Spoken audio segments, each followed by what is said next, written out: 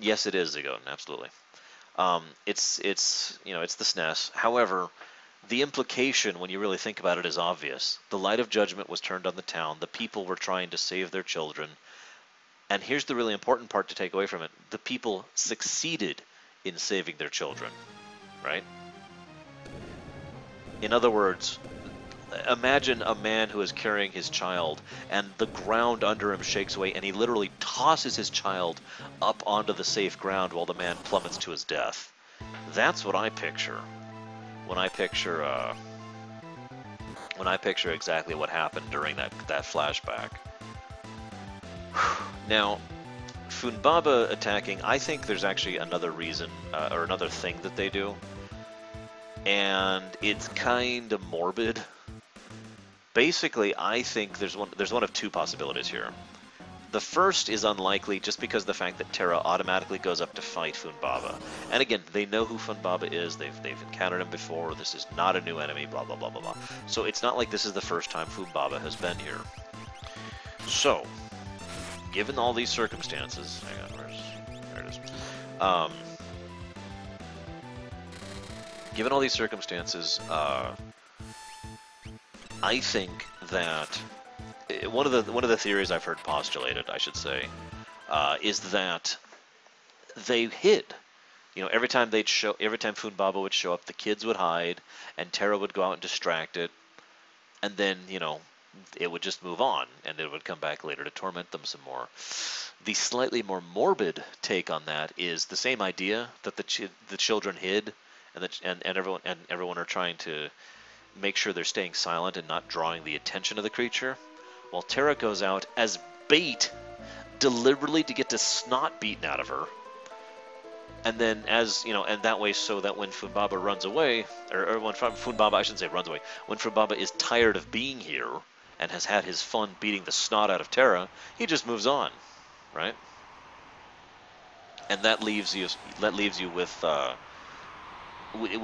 damaged and brutally broken Terra, who probably has a great deal of difficulty even healing herself back to functionality, right?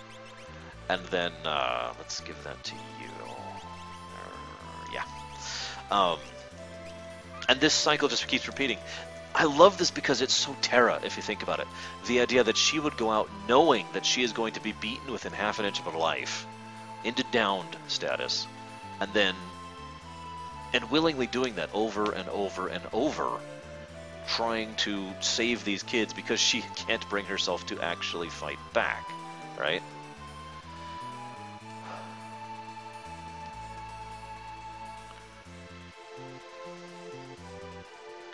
So, yeah.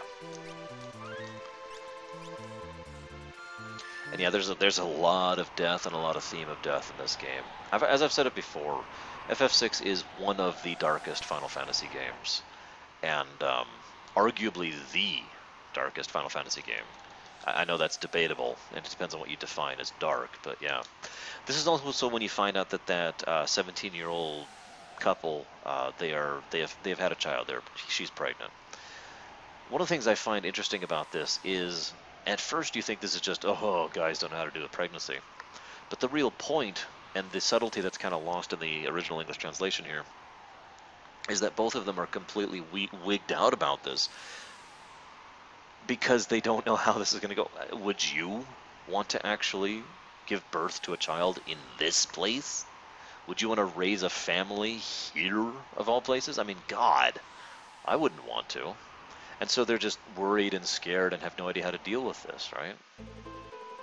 And that's kind of natural, if I'm honest. Hey, we were just here. I also find the irony that Terra has to be the matron for these people. Remember, Terra's 19 at this point.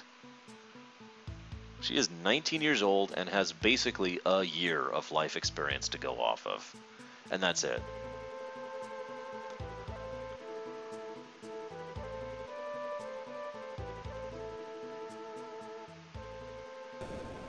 Funbaba.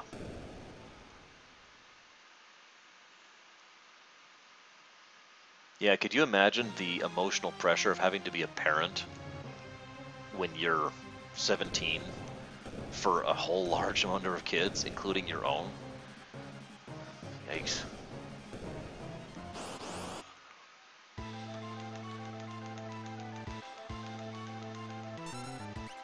So there's a funny thing you can do here. At least I think we're going to get a save state just in case this glitches out. Give me a moment.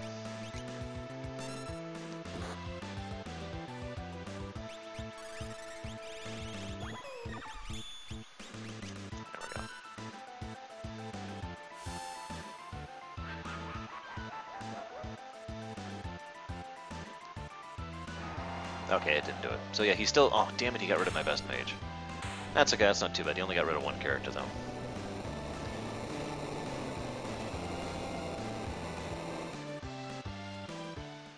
Now, the funny thing is, this still leads to the cutscene where we're supposedly losing. We've actually been talking, Blaze 1222, this whole time about a Final Fantasy VI television show, because there's so much story in it that I think it would work well, and a few of my viewers also think it would work well in a television format. Especially in the modern era, where television has really pushed the boundaries of what you can do on screen. So now we get Terra in permamorph mode. Now, it's debatable why now, of all times, she decides to unleash like she does. Personally, I think the difference is actually very distinct and obvious, if I could be so bold. You ready for this? I think that before, remember, she was fighting for the kids. Well, excuse me, she was having the crap beaten out of her for the kids. And when Funbaba shows up, she gets the crap beaten out of her again. We show up and save her. And so she's back to recovering, and then she recovers and blah, blah, blah. This time it's not just anybody. I'm saying this wrong. This time we come back, we fight him first. And that's, I think, the key difference. Her friends, the people she has considered her family for what is effectively all of her life, the last year plus, are out there getting the snot beaten out of them by Funbaba, and that is what finally convinces Terra to fight. Seeing us fighting. Seeing why we fight, and wanting to help us, her friends, her, again, family. And so Terra comes out to assist us in the fight against him, and between the combination, we actually defeat Funbaba rather than get it bored or chase it away, right? There's some obvious symbolism in that too. The idea that in the problem that we have been facing, Terra has been willingly accepting, just living with the problem, enduring it rather than fighting back against it, rather than trying to defeat the problem and move on. She's just been living with it, which if I was to put that into a single word, I'd use the word despair. In other words, there's no point in trying. There's no point in actually attempting. Might as well just let things happen. And then she sees us. She sees what we're doing. We are the catalyst for her. And she, as Kay points out there, accepts herself. Instead of just tolerating herself, instead of just enduring what she is, she says, no, I am a hybrid, half Vesper, half human, and I'm going to use this right now because it matters to me. And I love this scene. It's so quietly innocent. If they got some good child actors, this scene would be fantastic.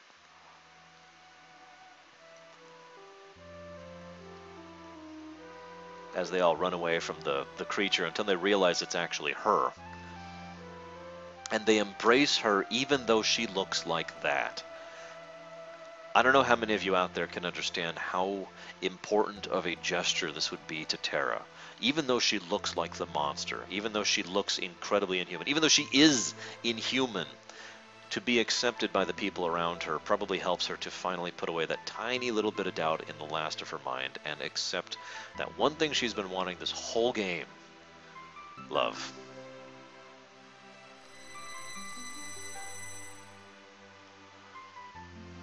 Love this scene. Hell, I love this whole damn game. In fact, I'm going to go ahead and put another plus onto the story for this because, well, I believe I've just explained why I'm doing that.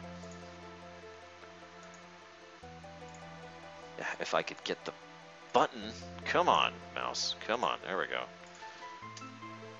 Another plus to story. I'm not gonna cry that you're gone. I didn't like you anyways. Oh, sorry. Inside joke. It's horrifying, okay? Because it's not human. In a world that only has two types of creatures. Monsters and humans. Think about that for a minute. Well, okay, I guess that's a lie. They also have Moogles. Monsters, Moogles, and humans.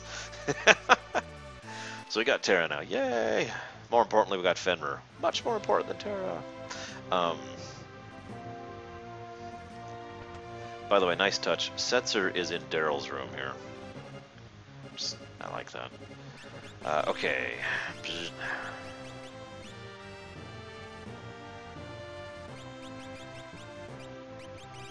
Sasquatches don't count. We all know those are secretly just Moogles that are bigger.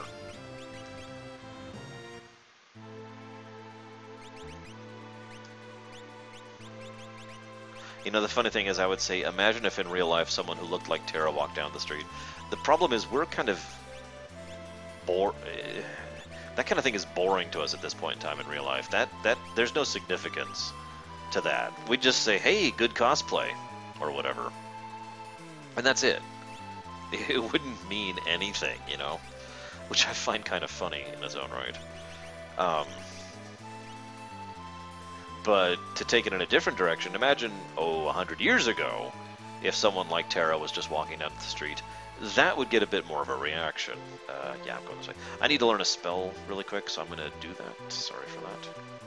And yeah, there is the Wolfman. You are correct. There's actually like two of them technically. All of the Wolfmen we encounter could be the same Wolfman. We don't actually know.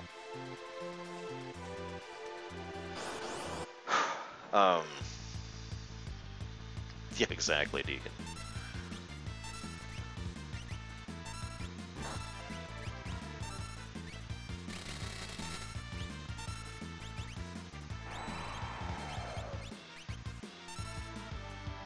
She's a witch.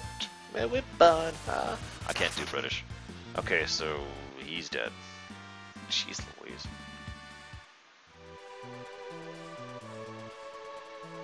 Need to heal up really quick. So now we're going to continue the Cyan thing as soon as we're done getting a few things done here.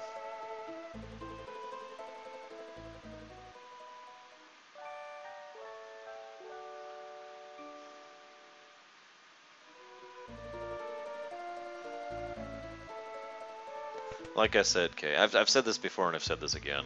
Fiction has created a barrier for human society in the modern era to the point where things that should be terrifying or horrifying in real life are not going to be, because we've seen it before. We've seen it fake, but we've seen it before, and we've seen it again. You know, it's normal as of this point in time.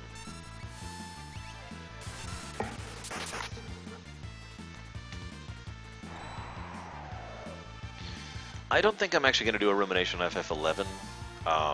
I know that it is a lot easier and better to play nowadays, and it's way, way better than it was when I played it last.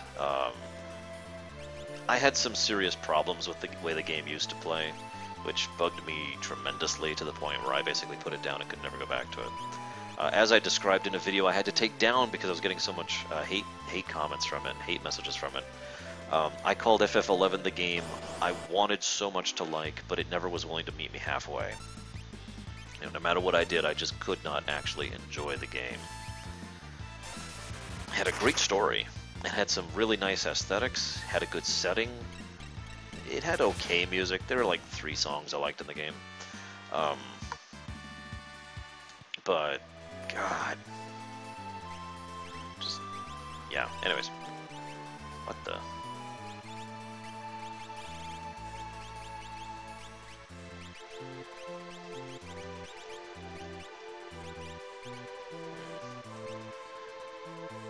Final Fantasy XI, Deacon, the first MMO. That reminds me, who here has seen the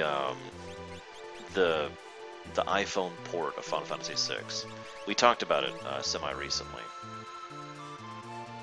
Yeah, let's go and get that going.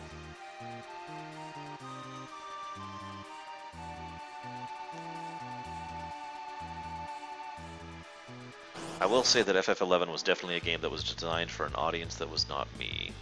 I don't mean that as an insult.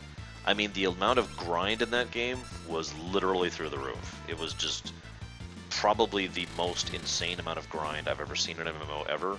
This is at launch, by the way. I want to stress that. Back at launch, well, hell, even relatively recently after that, the amount of grind you had to do was just, God, I don't even know how to describe it. Look up how the I forget what they were called, but you know, the elite encounters you could find. Look up sometime how exactly you went about finding the exact one you wanted and farming the spot to make sure you got the tag on it, and then spending God knows how long to actually kill the thing, and just so forth and so on. And yeah, it was literally layers of grind tacked on top of each other. I did have one other problem with FF11, and that is the fact that it was clearly designed to be played on the PS2. I had actual issues playing it on the PC. Had some really good stuff to it. So anyways, the reason I ask about the iOS FF6 thing is this link I am sending you guys right now.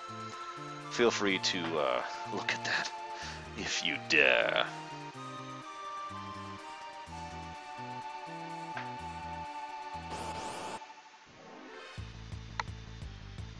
Yeah, look up how the old Get a Chocobo quest used to work once upon a time, if you want an example, a small example of how much grind was in the original FF11. But again, I don't want to bash the game, because that's not the point. There were several things I really, really enjoyed about FF11. I just couldn't enjoy playing it, and it just pushed me away and pushed me away until I couldn't deal with it anymore. So, yeah, that's that, I suppose.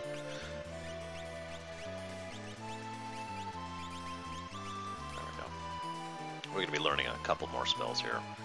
Actually, just one more spell, if I'm honest. Actually, no, I need to learn 2 more. Sorry, I need 2 more spells here, guys, then I'm done.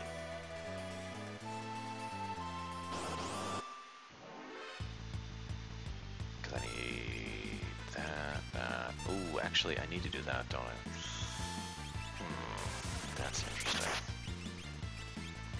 Oh, shoot, why did I do that?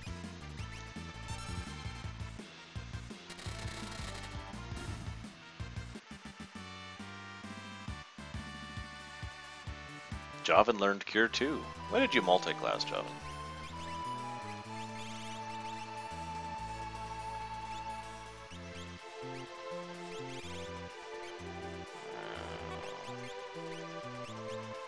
Let's go ahead and do this.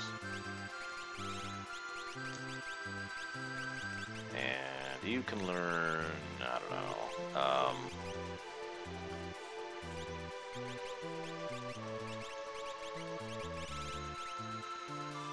sure. Oh, absolutely.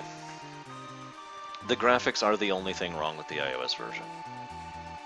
To my knowledge, I really should add that. I have not actually played it, obviously, because I don't have an iPhone. But yeah, that is actually the only detriment to the iOS version. I have actually recommended to several people, you know, if you lack the ability to play the GBA version, then go ahead and pick up the iOS version. Go for it. I do recommend against the PSN version, but I've talked about that plenty of times.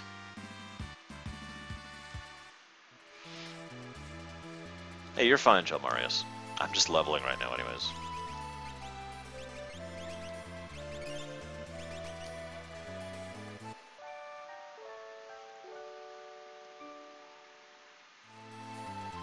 Did anyone look at that link, by the way? I'm just curious.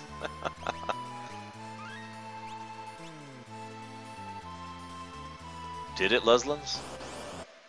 I wasn't aware of that, personally. What are they watching in there? Goodness. Was it ever fixed? Well, this is Square Enix, so... Or excuse me, Squeenix, if you prefer.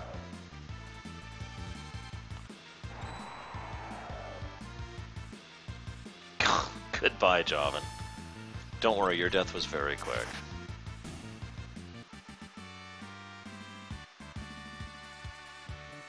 Ah, good. Setzer learned the 3s. Yeah, it's safe for work, Baronessa.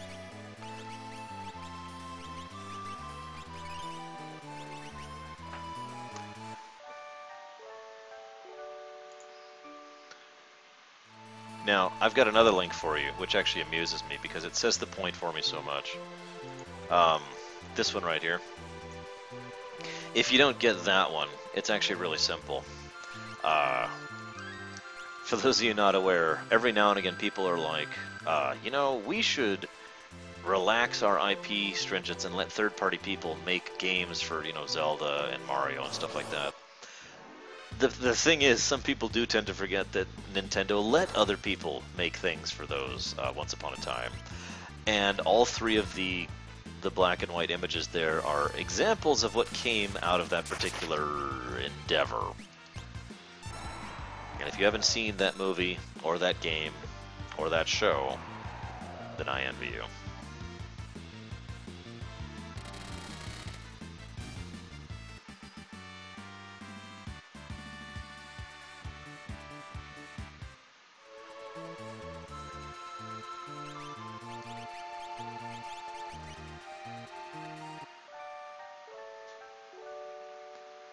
Poor Miyamoto.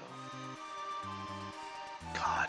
You know, the funny thing is, I've seen all three of those things, too. That stupid show, that stupid movie, and that game that doesn't exist. Which is good, because I clearly was just, you know, imagining it, since it doesn't freaking exist.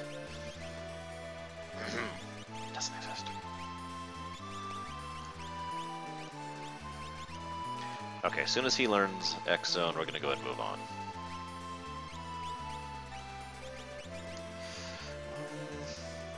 Actually, I'm turning her into that.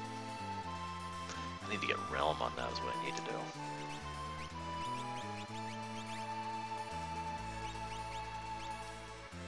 I really hope not, Olivia. I really, really hope not. But in all seriousness, no. Even if there was a demand for it, which there's not, that would never, ever happen at this point in time.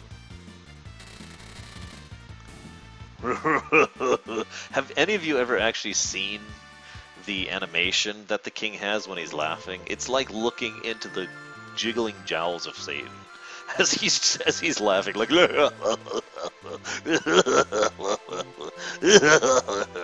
It's like, oh my god, why? What did I do? What did I do to deserve this? I mean, oh, that's everything. Okay.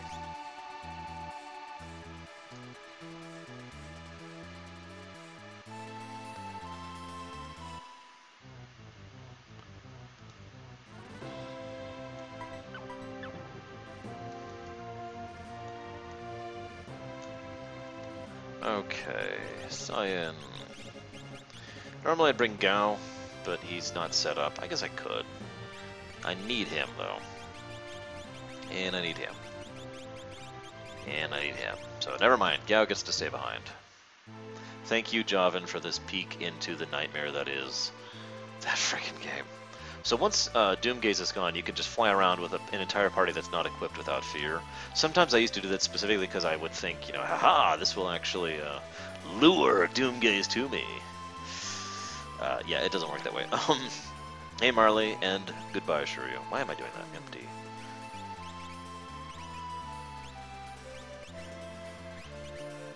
Oops.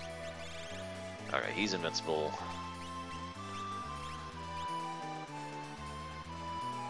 Mooga Magoo, Ed. Okay, I want you on Bahamut. I want you on... It's actually a tough one. Why don't I put you on Bismarck? Well, no, I want you on Baduan. You I want on Tritalk.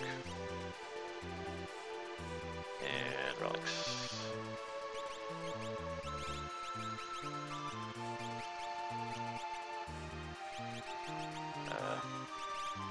Nope.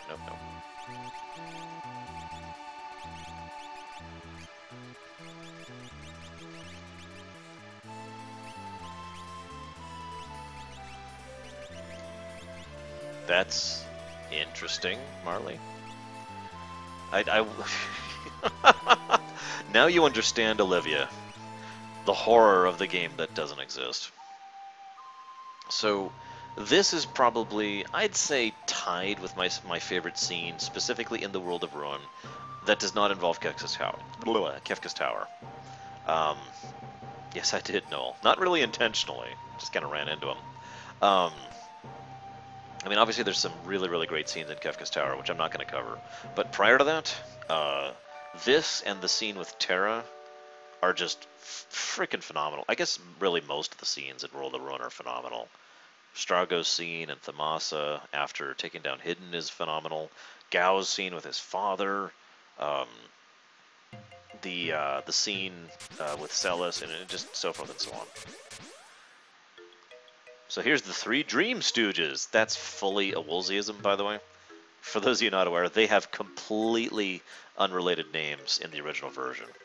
For those of you not aware, Woolsey is a big fan of cultural references, and so he liked to retranslate things that were done in like this format. In other words, these three guys are a pair. He's like, those three guys, let's make them the Three Stooges, Except in this case, it's the three Dream Stooges. Yeah, anyways. Point remaining. The FF15 demo, I don't own a PS4, so I have not actually played it. However, I have watched, crud, a significant amount of it. Okay, yeah, hang on.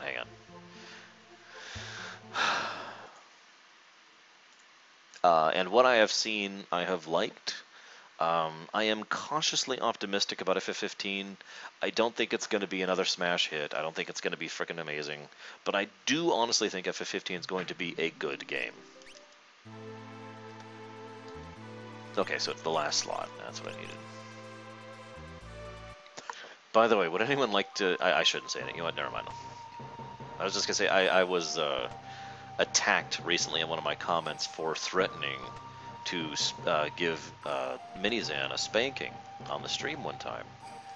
And the funny thing is, the person went off on this huge tirade explaining why I was a horrible, horrible person, and trying to explain, why I was going to damage that poor girl, and all these, horrible, horrible things, and linking me to things that were saying how spanking can cause long-term moral damage. This is probably a good time to point out I have never actually spanked Jaina in my life. I've never had to. She's a very well-behaved little girl, and the absolute worst she ever gets is to a point where I have to threaten it, and then she immediately is like, oh, okay. I've literally never had to spank her. It's actually pretty cool. I just wanted to share that because this guy just went off on me. By the way, I would love a full 3D Secret of Mana. Oh wait, they made it. It's called Kingdom Hearts. So here we are in Sabin's memory. This is a thing that's in FF6.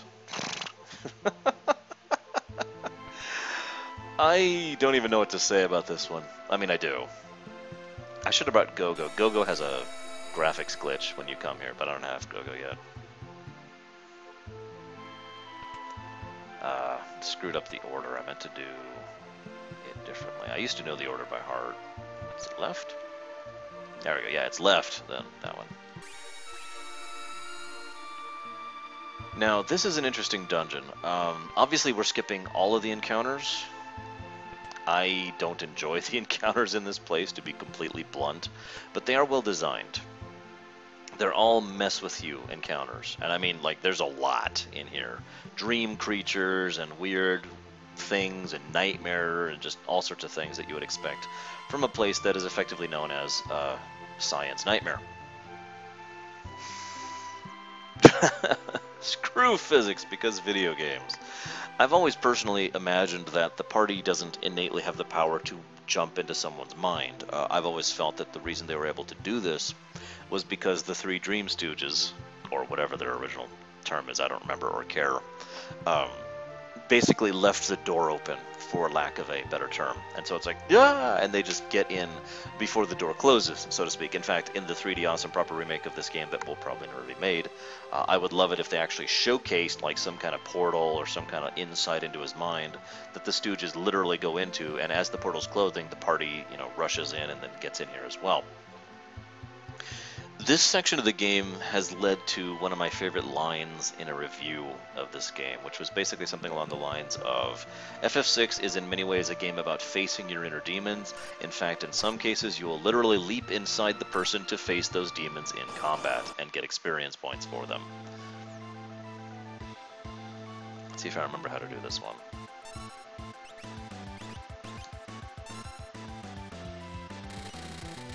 I hope not, Blaze 12. This is an awesome section.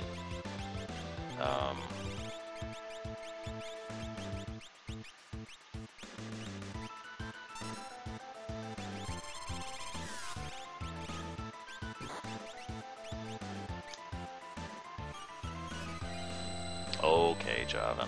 We'll just screw logic for the time being. Just for right now. Let's see if this works, because I actually don't know if this is going to work. I'm just spitballing here.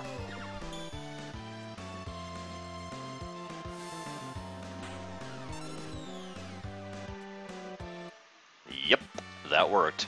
I really didn't think that was going to work. Okay, I'm with that. I've already shown off during the FF Marathon the Magitech armor glitch, so I'm not going to show that off again here. Don't ask me to.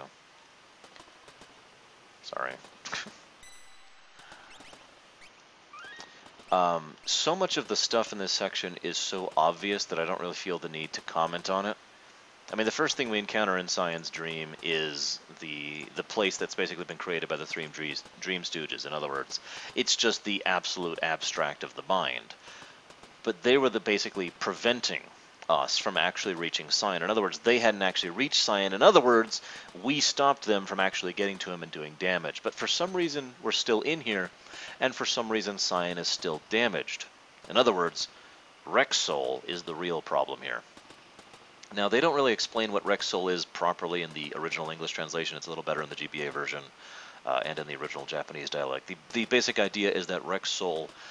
You know how I've talked about all those creatures that were made deliberately during the War of the Magi, either created by the human nations, or the Espers, which were engineered by the Magi, or God knows what other horrible, monstrous creatures which were made?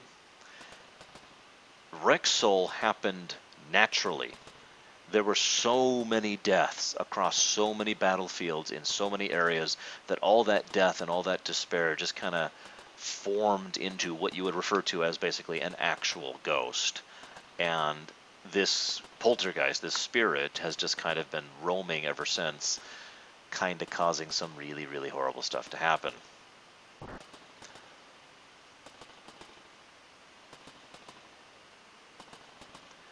But like I said, it's obvious to comment on, but I just want to mention it anyways. The very idea that one of the 3 locations that would be in Cyan's mind is this train. Just the... yeah, it's that one. Again, I don't really know what else to add to that. It is obvious this was one of the more significant moments in Cyan's life, wasn't it? This train is what took his family away from him. Now, I know, Kefka's actually what took his family away from him, but you get what I mean, right? This was the last time he saw them. How much do you think this train has been on his mind ever since he last saw it? Way back in the World of Balance.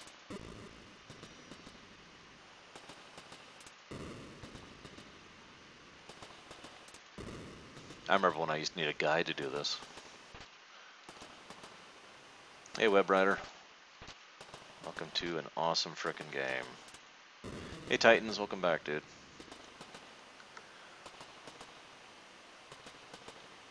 I did mention that, but I absolutely agree, Fu, and it bears repeating. I agree. I have often said that the only reason Cyan didn't flat out commit suicide is because he actually had some purpose in existing. Cyan's mind? Of course Cyan's mind had Genji gloves. He's... I mean, come on. It's Cyan. Or Cyan, if you prefer.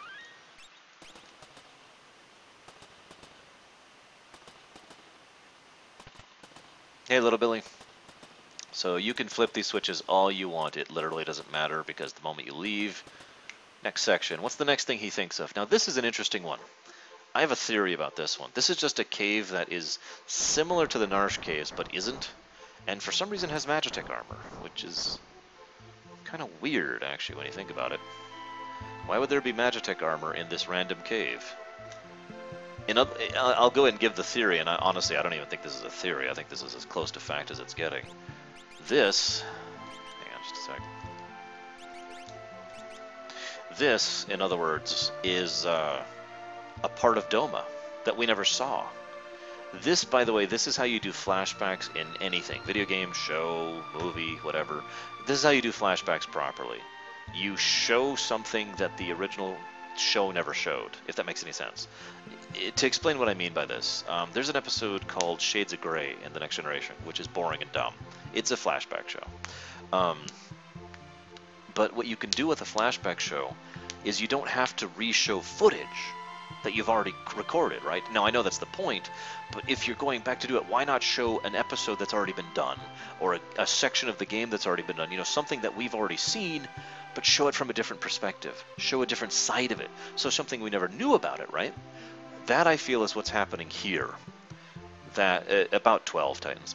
That is what I think we're saying here. This is a part of the war that Doma had been fighting against the Empire prior to them being pushed back to the point where they were actually in the castle. And that's why there's Magitech armors here. That's why there's Empire. That's why there's this whole mountainous area, etc. So honestly, for proper use of a flashback showing us stuff that we've never even seen before, I think this deserves another plus for story. And I'm just going to go ahead and put this while I'm here. This whole section deserves a plus for amazing emotional content and really fleshing out Cyan as a character. And finally, I'm just going to be blunt, another plus to story just for the way this is presented. This is a really, really awesome section of the game. Sorry. You can feel free to disagree with my reasonings. I've given my reasons. Here's another interesting point of fact. She has difficulty talking, as if she's speaking from a great distance, or she can't quite speak in a normal fashion. Whereas the child, which we'll talk about in a moment here, he has no problem talking at all. He's just like da-da-da-da-da-da-da-da. The idea here, you can interpret this many different ways. Either the mother is literally having problem functioning, given how horrible this place is, or she's concentrating on Cyan, trying to send, you know, her will, her love, her power to him so he can continue to fight off Rexol, or maybe it's simply the fact that being older, she has a greater understanding of what she's going through, and therefore is more severely affected by it. It's got to be a weird feeling knowing you're dead, right? But the kid, he's just a kid. He doesn't know what it means to be dead. Take which one you like. I'm sure there's plenty of different interpretations for what's going on here.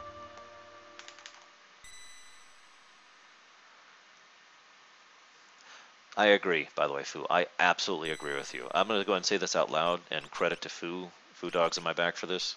I've always believed, along what he just said, that up until this point in time, up until this quest, Cyan always was with the party. I mean, he's loyal.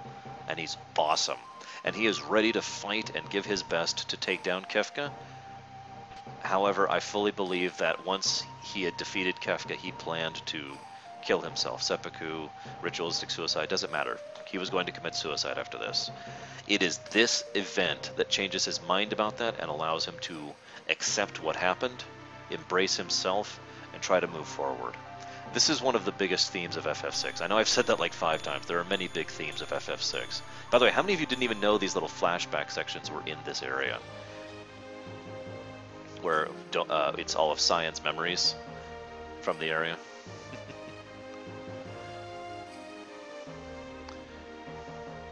I personally think he was specifically going to commit suicide. I definitely think he was willing to die. But I think he was specifically going to kill himself after defeating Kefka. Yeah, we can't leave. This is one of the biggest themes about Final Fantasy VI. That's where I was. The idea that it's not easy. Remember, we don't save the world in FF6. Or rather, we don't fix the world. We save the world. We try to make the world better. We try to improve... We remove the wound. So we remove the thorn from the wound so the world can continue to heal itself, right? But at no point in time do we just have a MacGuffin that we can just fix the world with, or revert everything the way it was, or it was all a dream, or we go back in time, or anything else that a dozen other RPGs and games and stories and books and movies have done over the years.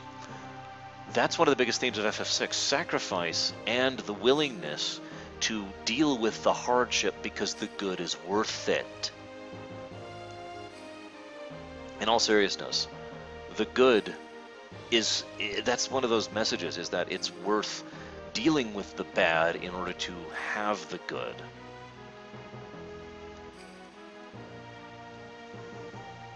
Yeah, I'll be over here. There we go. That's a good angle. And yeah, don't forget, Cyan did try to commit suicide already. The death by cop scene back at the Imperial camp.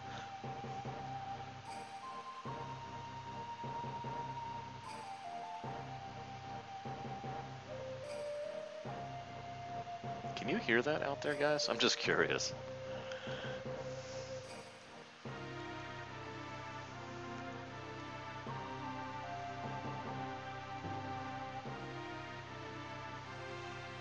Alright, Rexol time. I'd just like to say, honestly, and I really hate myself for this, I'm probably going to put a negative for this fight. Rexol is an interesting idea for a fight, but really poorly executed and really poorly explained.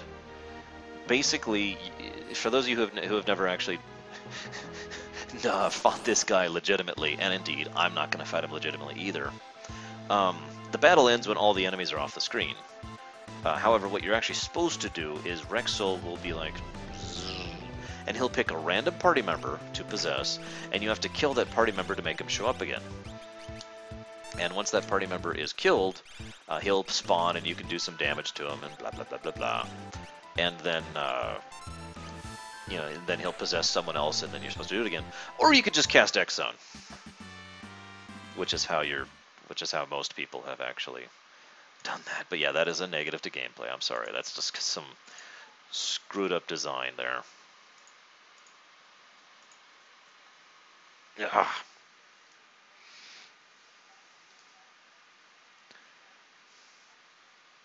By the way, we decided to bring the Magic armor with us.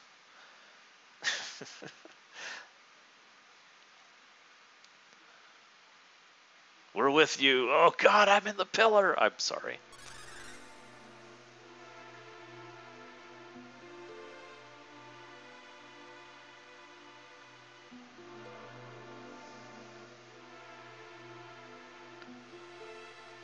I knew what you meant, Jovan. I kind of agree. As an aside, if I was going to do this in proper 3D Awesome, I would give Rexol a voice actor. And by voice actor, I mean I want you to imagine some really horrific, nightmarish, inhuman noises that sound like screaming wind coming out of the vacuous hole that is Rexol. And that's all he says prior to you actually fighting him.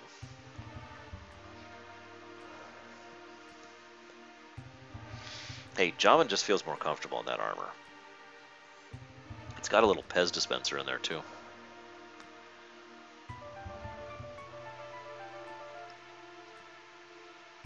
This is also an idea that some people agree with and some people don't. Some people think it's sappy, some people think it's sweet. It's all about perspective here. Yeah, kinda, Deacon. In other words, the will always be with you idea. These people are dead. They have moved on to the afterlife. There is an actual afterlife in the FF6 setting. We know this. But they're dead, they're gone, but the memories of them will always be in Cyan's heart. Honestly, I think that's sweet here. I really like how that comes forward and fits with Cyan's story arc. Here's another question. How do we get out of Cyan's head? I'm kidding, of course. I think, honestly, after Rexol's departure, it would have been pretty obvious that they all just zip out. So cool note, for those of you who don't know this, he actually learns all of his sword tricks here if you don't learn them by level.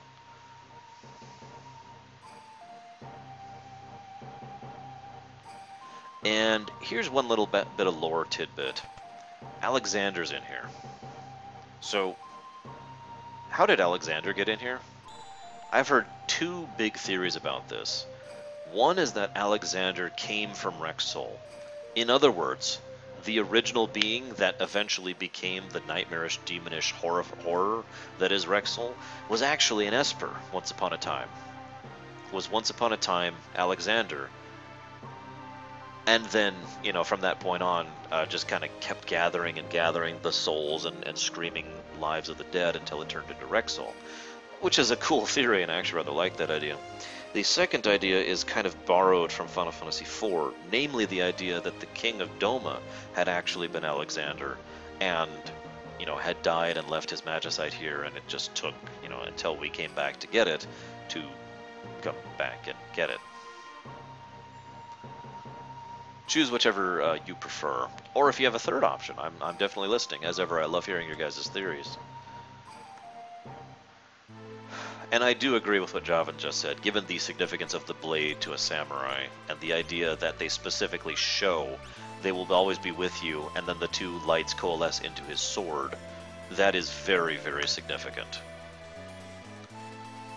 And just to prove, in case you thought I was kidding, see, he now has everything, including Cleave, which is freaking useless, and Quadra-Slice, which takes too long, and Quadra-Slam, which doesn't take too long, it just takes a long time, and Dispatch, also known as the only one I ever use. So Cyan is finally free, has completed his character arc 100%, and is now willing to live rather than merely to exist. Which is, what's a good word for that? Awesome, I think we'll go with that, which is very awesome. We're going to go ahead and do one other little quick scene. This is basically Sabin's second to last scene. I'm only counting the ending in that. Just going to pull him out here. I tend to do this a lot. Oops. Just get a party with Mog and whoever I'm going to.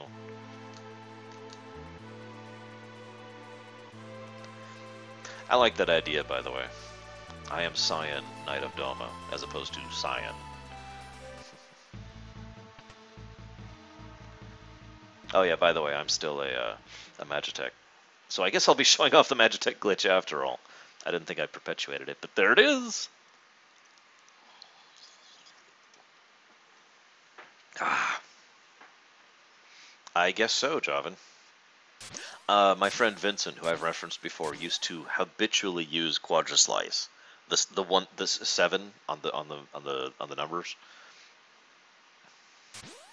This, I think, would be a scene that would look really cool in the 3D Awesome remake. Sabin and Duncan just full-on going after each other. Any of you who've seen Advent Children, you remember the scene where Tifa beats the living snot out of Laws in the church? I'm kind of picturing something like that as they're fighting up on the roof of his house. I just like that idea. As an aside, I also really like the idea that this is Sabin's house. His cabin from all the way back in the World of Balance, kind of shifted around by everything. I don't know if that's true or not, but it's the exact same model both inside and outside, and it just feels kind of poetically appropriate that Duncan would have made his way back here and ended up resting here after, you know, having not died. It's funny you say that, Blaze12. My viewers and I have had a fairly large amount of discussion about which actors could play which roles. Don't worry, we've got Magitech armor, Duncan. We got this. Okay, so now obviously that's a cool cutscene. I don't have anything really to say about it, other than the fact that it demonstrates just how close Sabin was to his master, and how much he cared about him, and how much of a relief it no doubt was to Sabin to see that Duncan was still alive. The other thing, which is the obvious thing, is the fact that Duncan is your typical, I don't know what to call this, you know, your Japanese old man who's kind of kooky and over the top and woo, and also happens to be very, very skilled and knowledgeable. I'm sure there's a name for that stereotype, I don't remember it.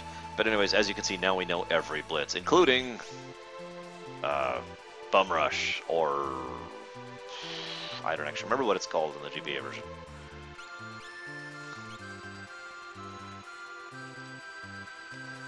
Alright, we did that, we can't, can we do, actually we might be able to do that yet. If I do it right, yes, Ice Cold. Mog will have Magitech armor for some time. Why don't we do this? Oh, yeah, we'll do this next. Phantom Rush, thank you.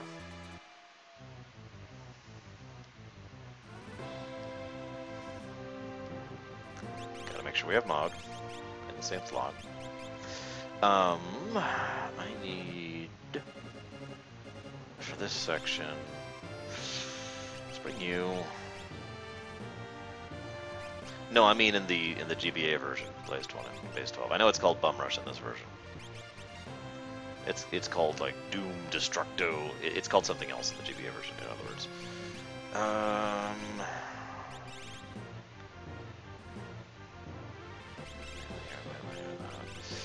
And he's gonna be that, so screw it. I'll bring Umaro. No, I won't. Or will I? No, I won't. I guess I'll bring Terra. I'm just kind of at a loss for my fourth party member right now. Celis, Titans, easy answer.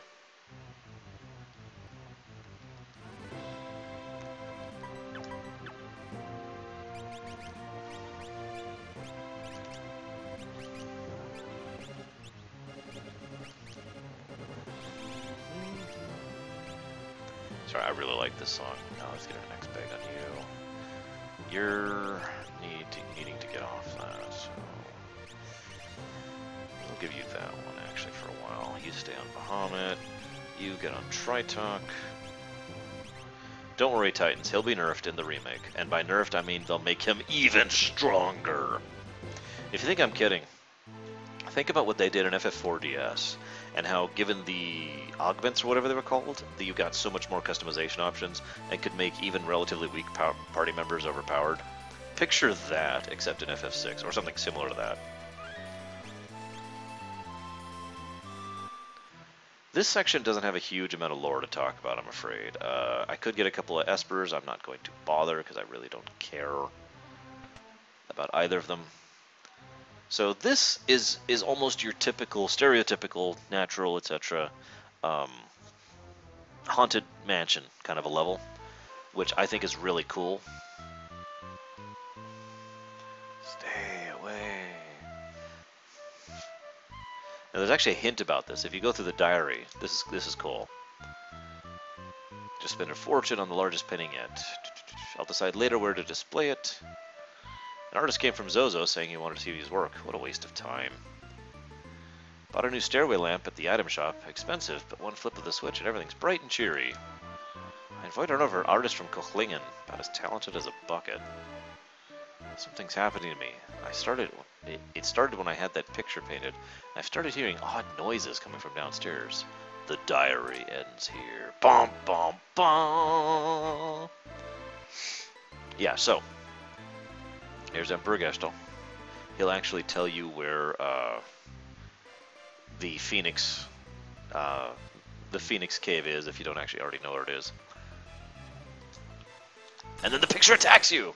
So this, again, I don't have much to say here because this is kind of obvious, but I really like the idea that the Magicite here, just the Magicite, was so invocative, for lack of a better term. It was so powerful that the ghost thing that is Chatternook couldn't actually resist being here.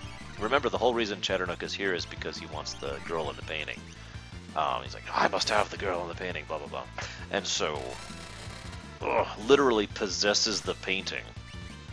Also, keep in mind, this is the kind of thing that could not have happened in the world of balance, because this kind of thing can only happen in a world where the fantastical is bizarre, warped, and wrong, aka the world of ruin, in which the world is that weird reflection of Kefka that I've mentioned more than once. Excuse me. Actually, Titans, there is a relic that'll gives you access to jump as a command instead of fight. Alright, I'll get the Moogle suit on here.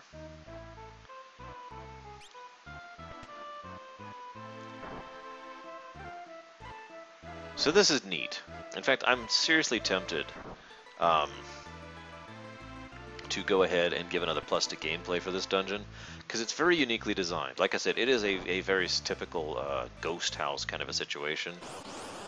But seeing this kind of thing in FF6, there's nothing else in FF6 that's really like this. In fact, there aren't many other things in FF in general that are like this. Honestly, I'm thinking of the house, the mansion, excuse me, in Final Fantasy VII. And I'm not coming up with much else. Can anyone else come up with an example of this kind of, haunted manor, weird, warped, going indoors, goes in the wrong kind of a thing, maze that you have to find your way through?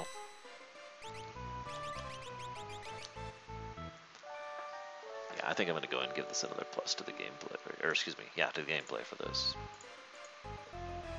Here I thought the gameplay would overtake the story. Little did I know.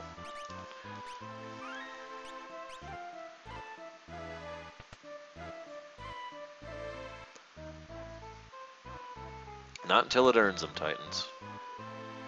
It has to earn them.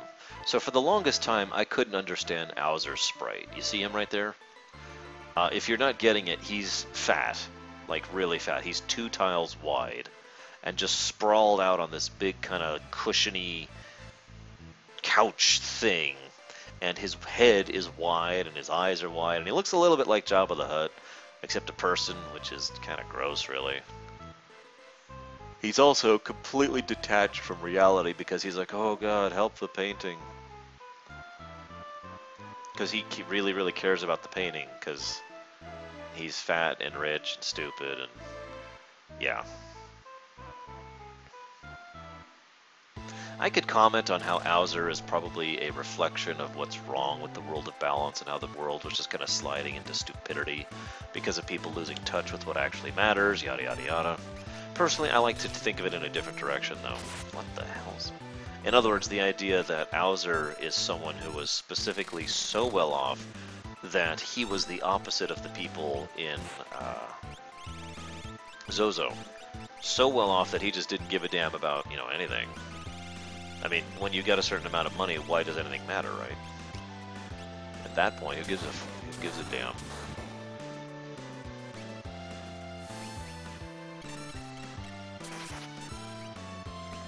There we go.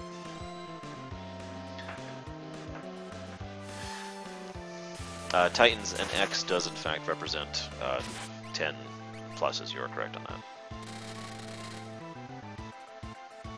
And yeah, I'm picturing kind of a George Lucas thing with Owser, just kind of lounging up there. Once upon a time, I called this the hardest boss in the game. In retrospect, I don't know why. He's got a lot of HP, and he could switch back and forth between his 2 forms. You basically can't kill the maiden form. You have to kill the demon form. He doesn't do that much to hurt you, though. And he's really easy to control, and he's very weak to some big level spells, so I'm not sure why I used to call this guy the hardest boss in the game. I mean, it's not like there are that many hard bosses in this game. No offense to Final Fantasy VI. It is a relatively easy game, especially if you bothered to Korean method it. For those of you who have not heard, a Korean method is don't run from any battle. So in other words, just fight everything that is in your way. Oh, excuse me.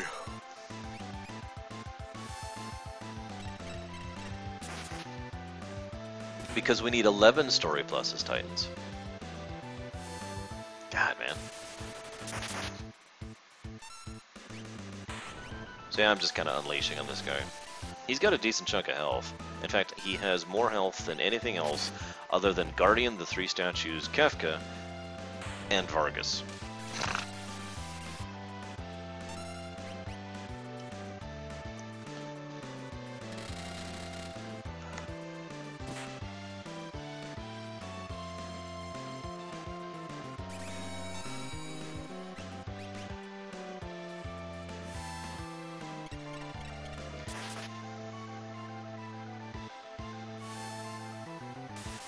I'm sorry, Bragwin.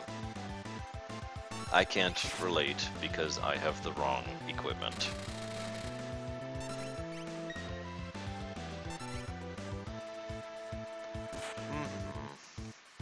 She might actually kill someone if I don't kill him soon.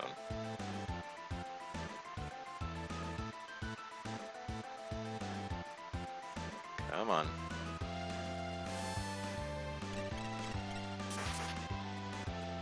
Nope. Yep. Okay. Bye, Edgar.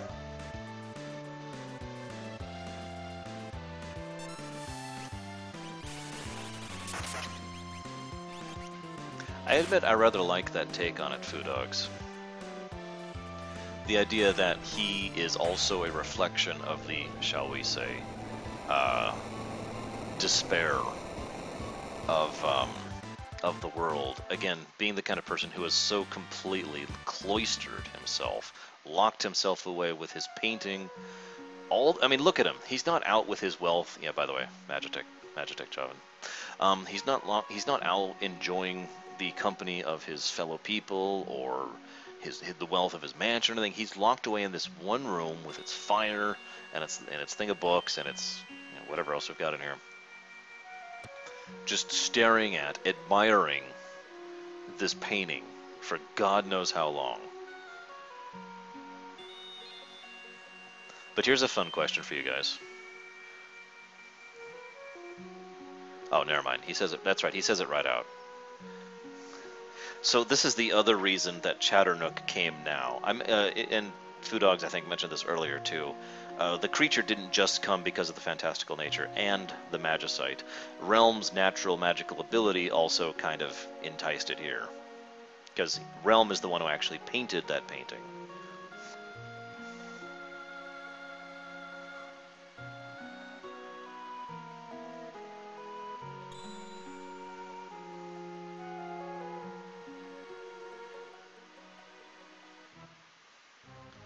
Okay. Bragwood, you're horrible. We're never speaking again. Sniffle, sniffle.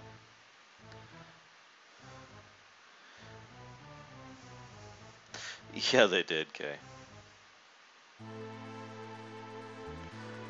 Okay, so now... Oh, hey, Edgar's dead, guys. Hang on, let's fix that. There we go.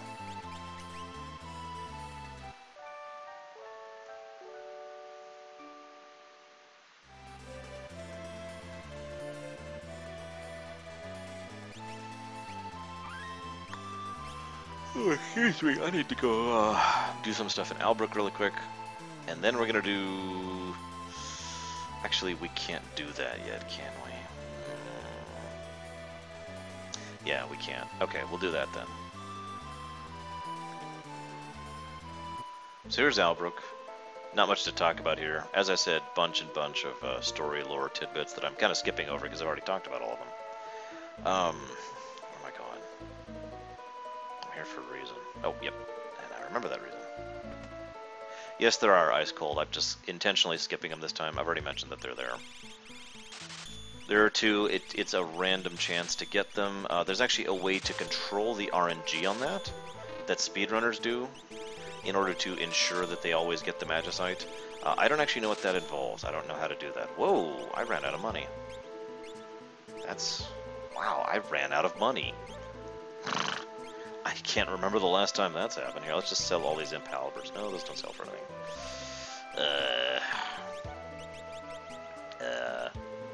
Okay. Well, the actual thing I came here to buy, I can't buy now. Whoops. I may have to money grind a little bit. Okay, so I need to do...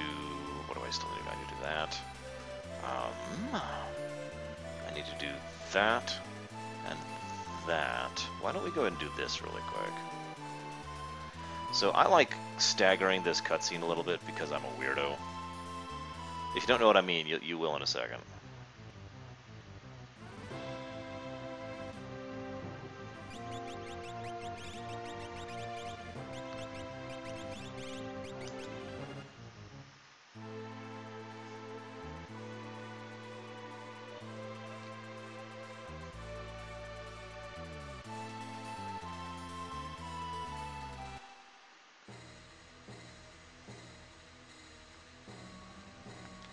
So, this is the second to last tidbit of Strago's story arc.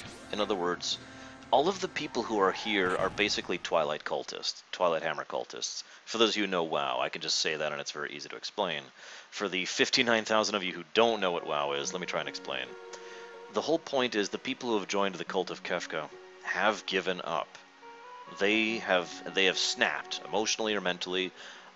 They've either gone insane, or they're unwilling to face the reality of the world, or they're unwilling to put the thought and effort into actually fixing the world, or like a dozen of other different things. And so they have given into their despair, and they are now here. Oh God, get out of my Magitech armor! No, don't make room! Don't make room! Oh God! Get out! Get out! And so all of these people are, again, people who have given up on literally everything. They won't even talk to you. They literally will not talk to you.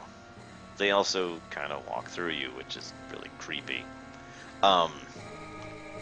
In other words, Strago had given up too, and it actually makes perfect sense to me, really. Strago can't get back to Thamasa because he's stuck here. So that's the first problem. Second problem, he has lost everything because of the same reasons everyone else has lost everything. Third problem, one of those things he lost was the woman in front of you right now, or not woman, I guess I'd say, but the female realm, his granddaughter.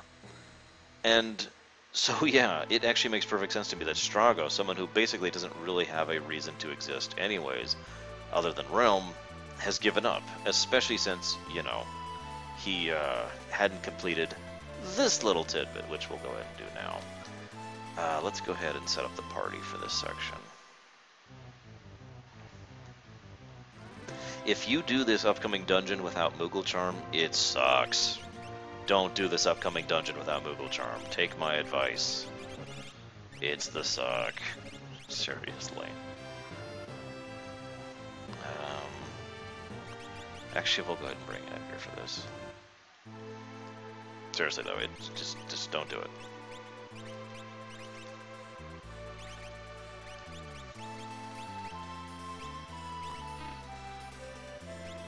Moogle Charm removes random encounters.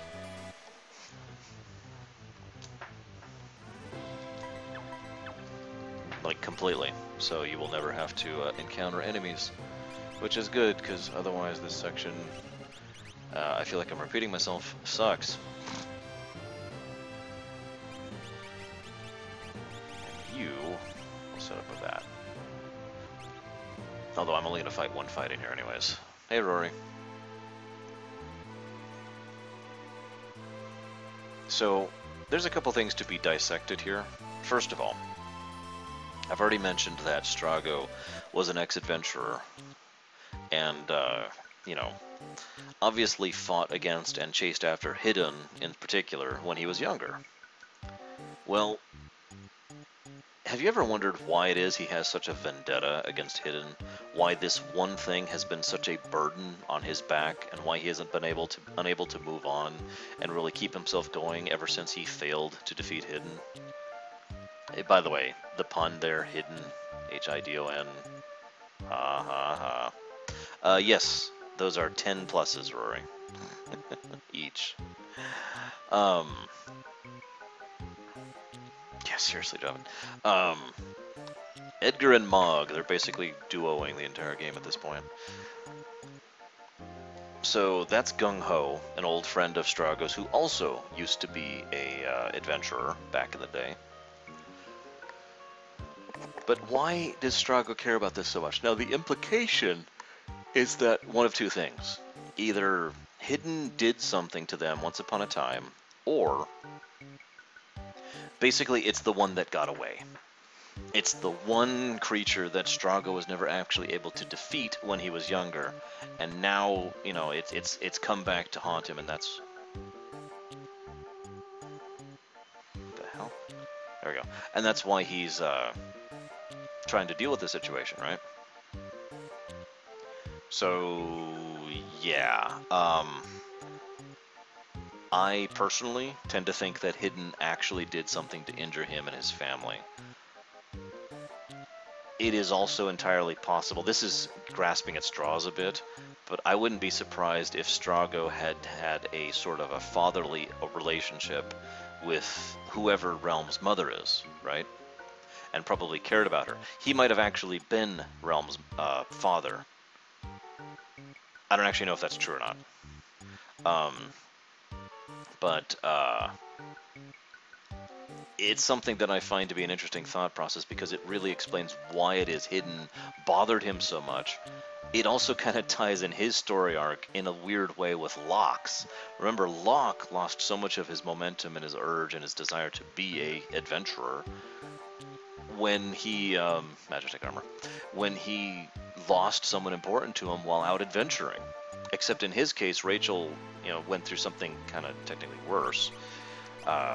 Whereas in Strago's case, I imagine Hidden literally killing Strago's daughter, aka Realm's mother, and then going off and vanishing, as per his idiom. Why wouldn't he? Okay. I actually wanted that bug specifically because it's Javan. I thought that would be funny. So this dungeon, I want to give the game credit for the fact that this dungeon is different, but I can't. This is unquestionably a negative to gameplay. Sorry, FF6, but God, I freaking hate this dungeon. Now I'm going to explain why. As ever, I have to give reasoning for pluses and minuses. The reason why is it's random. Every time you hit any switch, and I mean any switch, you are sent to a random section which has randomly generated loot. Each of these chests will generate anywhere from 1 to 5 pieces of coral. You need 22 or 23 pieces of coral, I forget exactly how many, in order to proceed. It doesn't matter what path you take, it doesn't matter what you do, it just matters that you hit a button and it will randomly teleport you around. And this is one of the most frustrating aspects of random I've ever seen. It's literally just hope. There's no skill, there's no thought, there's no strategy involved. It's literally just run around, hitting the buttons, getting the pieces of coral, hitting the button, getting the pieces of coral. And once you get the coral, then you have to get back to the position where you can actually go forward. Never mind that one of the saves is actually in a random area and whatnot. And of course, there are actually enemies in here which are really a pain to defeat. Again, that's why I recommend going through here with the Moogle Charm, because you could spend a while in this cave. So I kind of like the idea of the black outline thing. In fact, I kind of wish they had done this in a few other areas. We talked about this when it came to the burning house in Thamasa. This would have been a kind of a cool effect to do there if they could have done it with the wavy lines thing, so we literally have Fog of War. I like that. I like the Fog of War thing. I like the fact that you have to mentally know where you are and try to keep track of that. That's cool. And if there had been a loop, or if like each specific switch led to a specific other switch, so you had to actually map out where everything was, that would be cool, and this would actually be a plus. But it's not. It's random, and it's really irritating. So that's why this is a negative.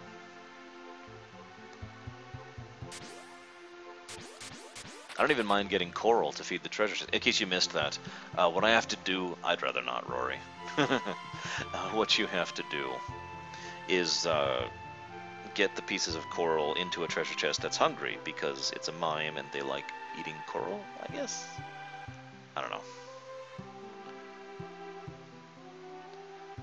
Yep, we're good to go. So here's Hidden. Not many people know this. That's actually Chupon's sprite. It's just you normally don't see Chupon from the top, and it's colored green. Obviously, Hidden doesn't look anything like that. Hidden looks like this horrible, disgusting Amano nightmare creature of death. We're actually going to chill here for just a little bit, because I would very much like to learn Grand Train, because Grand Train is frickin' amazing.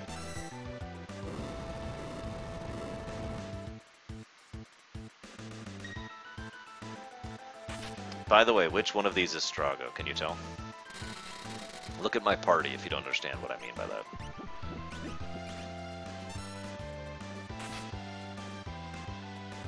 Yeah, this does kind of look like a Sin spawn, doesn't it? One of the things I wish they'd done, I'm not going to say this is a negative, but I do kind of wish they had done a thing where, hang on, like for example, Hidden could like flee, you know, and try to run through the cave, and then you have to figure out where he is, and try to hunt him down. You know, keeping up to his namesake. In other words, Hidden. You know, the goal being not to fight and defeat him, but being much more difficult to actually find him. And yes, it is actually possible to kill Chupon in the Colosseum. It actually relies a lot on luck, because he has a decent amount of health, and it is very, very likely that his first action will be an automatic action, and that action will be Sneeze. But it is actually possible to kill Chupon in the Colosseum. It's just very, very unlikely. Here we go. Okay, so let's get it. Grand Train. Everyone should live through this. Yep, we're good. Group hug. Okay, now we kill the bastard.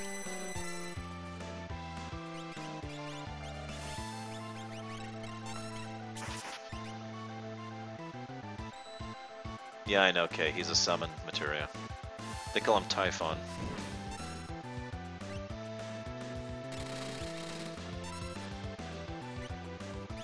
It's funny because this guy is actually a fairly easy boss to fight, so it wouldn't be hard to make the difficulty his running away instead of the actual fighting him. But whatever.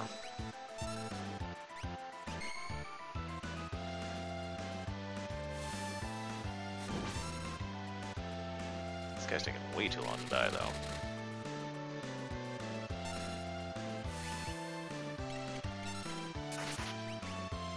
There we go. So what follows is basically Strago's version of everything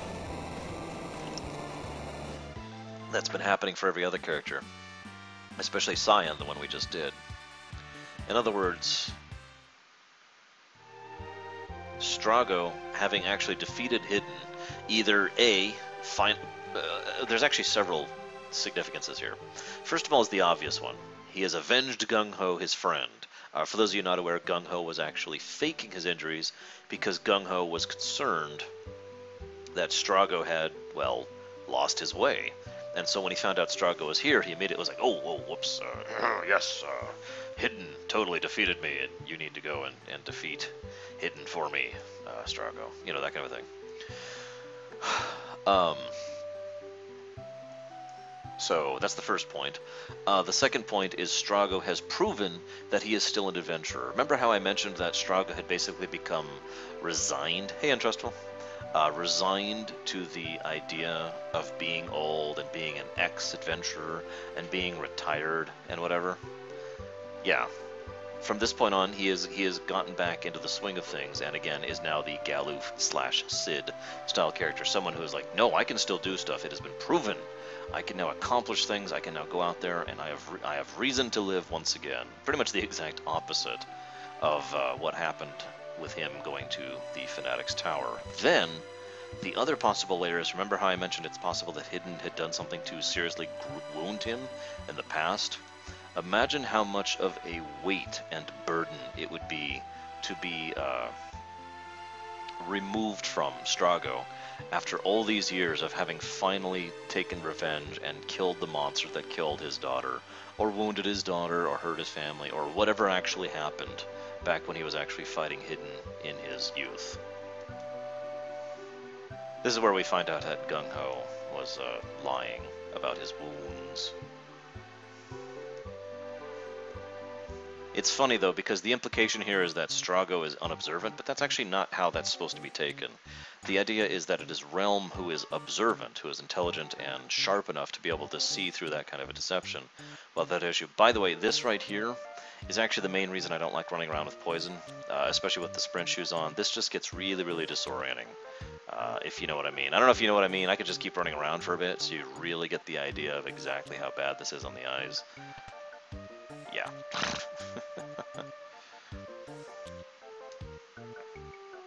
I'm going to go ahead and give that whole section a plus, by the way, for the story, which means we're actually taking away a plus, sort of, and adding an X. Dun, dun, dun, dun, dun, dun, dun. That could be Fu. I hadn't actually thought about it that way. Sorry, Kaisno. Yeah, that bugs the crap out of my eyes, too. In all actuality, I wasn't looking at the screen when I was running around, because I couldn't. It would have hurting my eyes too much. I was like, hey, and here's what this... Oh, God, look away. Alright. We've got a couple things left to do.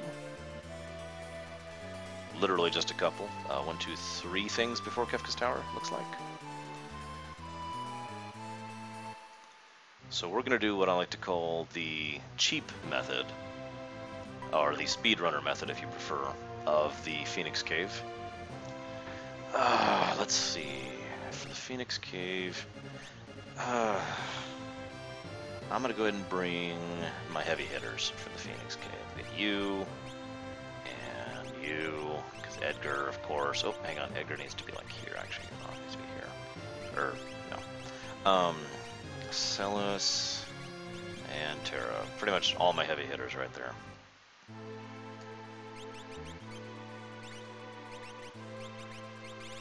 Oops, whoops. Turn him into the Invincible Death Machine.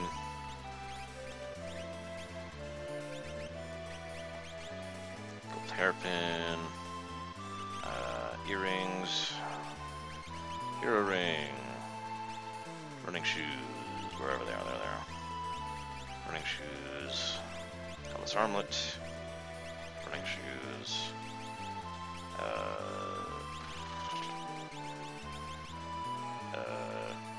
Genji glove, there it is. That's what I was looking for. Actually, I don't want her to have elemental. I really need to get some better weapons pretty soon. She does not. No, I do not have good weapons. Yeah, I really need some better weapons. I'll work on that later.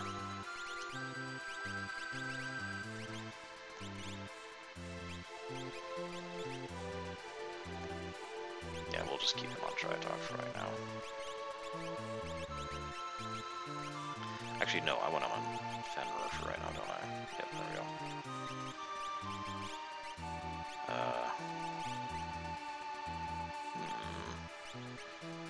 No, you don't know. Okay, he might. I mean, he is kind of old.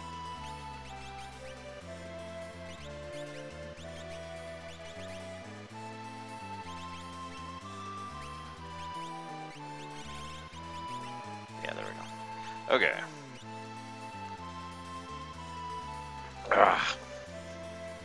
Time to do the Phoenix Cave. Let's get a quick save in.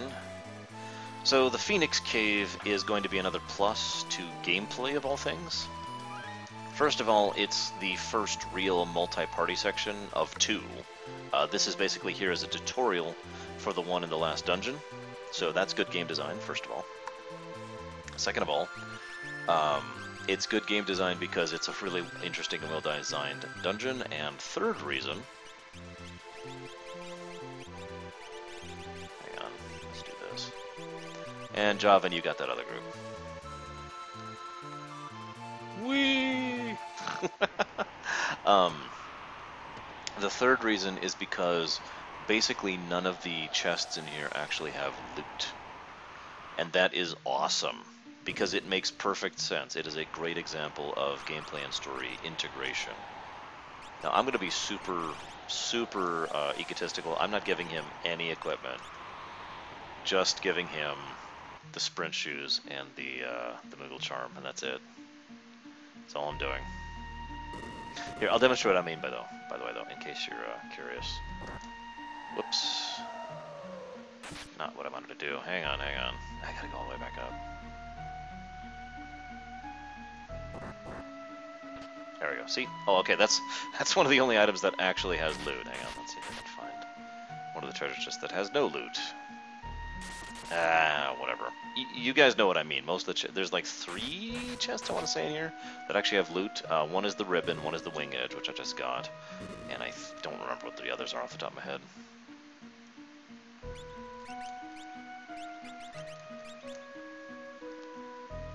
Yeah, isn't it, Kay? I don't really need to do that because Javan is in a Magitech armor, so he'll just kind of eat it. You're fine, right, Javan? Yeah, okay, good. Just making sure. I'm pretty sure Javan's already at 1 health, but he's okay. So a lot of the enemies in here are pretty irritating. They also include the next version of the Brain Pan enemies, aka the bastards, who like to cast Thousand Needles and Smirk. I hate those guys. I do love the music in here, though. I always have loved this song. It is very much, as was pointed out, an ominous and pretty at the same time. It is a very weird yet good song, and again, very indicative of the fact that Nobuo Uematsu is awesome. Here, I'm going to go show this off, damn it, just to show it off. And empty! Like I said, most of the chests in here are empty because Locke. It makes so much sense that Locke would be emptying this place as he goes. Now, I have, like, no reason to fight these, really. probably be doing some off-camera leveling just to get ready for Kefka's Tower so I can flow through it without having to try. I don't even mean leveling. I'm a good level right now. I'm going to be learning some spells is what I'm going to be doing. But I'll do that off camera. No need for you to be bored with that. This is when half of my audience member says, "But you bored us with it already." I'm sorry, I had stuff to talk about. Yeah, Chaos Dragons, those are irritating to fight. You know, I actually like that idea. This song personifies being lost. And all the good and bad.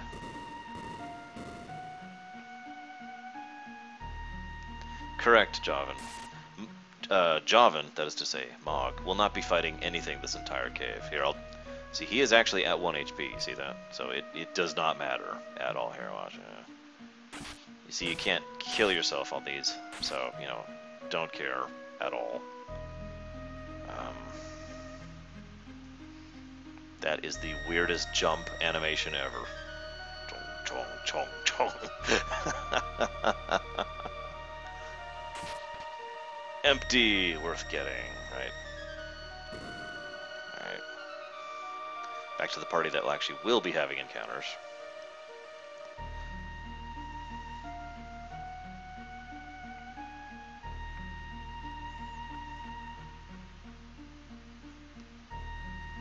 I'm going to just ignore chest from now on. I think I've made my point clear on that point. Don't care. Let's talk about the Phoenix Cave for a moment. So, obviously, the rumors of the Phoenix had been around for some time. But, at the same time, I get the strong impression that... yeah, apparently not, Javin. I get the strong impression that Locke never had any actual hope of getting Rachel back, because bringing the dead back from, bringing the dead back to the living doesn't work that way. Remember, this is a world in which death and ghosts are a thing, and while you could bring someone back from downed, or seriously injured, or whatever you want to call that, with a Phoenix down or whatever, actually bringing someone back from the dead, that's not going to happen. It's impossible. I always had the quiet feeling, and I meant to mention it back then, and I kind of spaced, that the moment Locke encountered Ramu in Zozo, his mind just started turning, and he was like, wait a minute, this is magic, like magic, and there's magic that's better than just hurting people. There's magic that can heal people too, and I just killed that guy despite healing him for like 3,000. And so, in other words, for the first time, arguably in his life, it became possible for Locke that the ability to actually bring Rachel back might be on the table. So now I want you to picture a Locke after the destruction of the world, okay? Now this is important because it explains several things in my opinion. Yeah, sure, we're going to do that.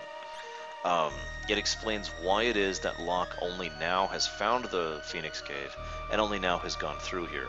I've always felt that he basically had collapsed into utter despair like so many of the others had prior to dragging himself out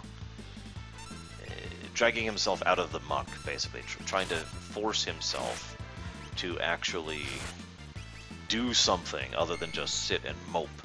Remember I mentioned my idea that the way that Locke and Edgar had met was that Edgar found Locke, drowning in a bottle, basically. I like the idea that that's what Locke was doing again this time, and probably for a long time, but not initially. I feel like initially Locke, for God's sakes, would have spent time and effort and work running around the world trying to find his friends, trying to find the people he cared about, and most importantly of all, trying to find the two people he connected with most, Terra and Celis. And it's very obvious he found neither in that excursion, especially given where Celis was, right? So, whoops, I didn't mean to do that. Empty. Yeah, I am going to get the ribbon here, I think. So imagine him spending months upon months upon months searching the world over, trying to find his friends, failing at doing so. And then he spends his time burying himself in a bottle. And as these are the guys that cast Smirk, by the way. Oh, you can't run from these. I'll screw you then, buddy. And that's when he realizes he has one last thing he might actually care about. One last bit of good that he might be able to do. Because again, magic exists, and he knows that. So maybe there's a magicite out there that might actually be able to bring Rachel back. You know, if nothing else, this is the last thing I can accomplish as a person. Maybe, just maybe. And of course, you know, then he researches it and finds out about the rumors about the Phoenix Cave, manages to make his way to the Phoenix Cave, you know, blah, blah, blah. You get how this lines up. As an aside, this I believe this is a feature. If I'm on a save point, I can use tense and so can the other party. You know, see the save is whited out or whited up, so I can actually do it. That's a neat little feature and really helps in Kefka's Tower for some sections. Let's go and fight the fire dragon really quick.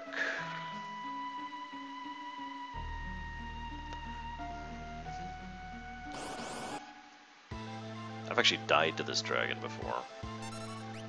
Not really sure why, but I sure as hell did.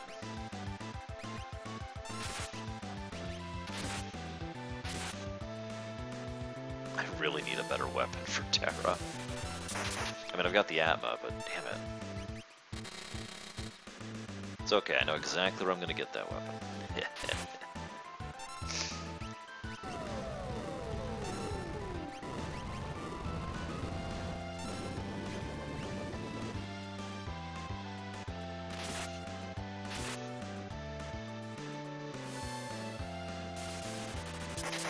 God, I'm really dizzy. I probably should have eaten lunch. Alright. I'm probably going to pause for the night, basically when I reach Kefka's Tower, by the way, and hopefully we'll finish up Kefka's Tower either tomorrow or Tuesday, not really sure yet on that. Not worth my time. I agree, Foo Dogs. For the most part, there are very... It's kind of funny, because what you're talking about is something I took for Primus as well, the idea that it is possible to bring the dead back from... you know, back to life, but it is difficult. It is not commonplace. It is rare and costly and not very well known. You know? I've often felt that there's actually only one real way to bring the dead back to life in FF6, and that is the Phoenix.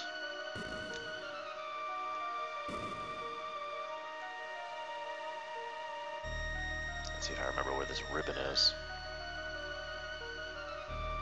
Yeah, but Japanese dragons are weird. They're all long and... Okay, there's the ribbon. Is that it? Yeah, that's it. Okay. I love how glitchy the graphics are on the Magitech armor. Kong, Kong.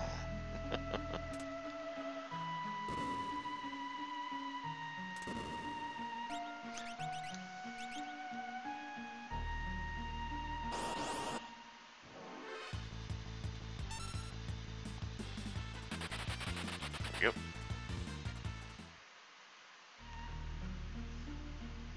So, this has always bugged me a little bit, but it makes sense when I really sit back and think about it. See, Locke is like, hey, it's the party, but like 3 seconds later he's like, hey, it's the Magicite. I mean, literally, just, hey, it's literally, you're all safe, and then immediately, behold, a relic that can restore life.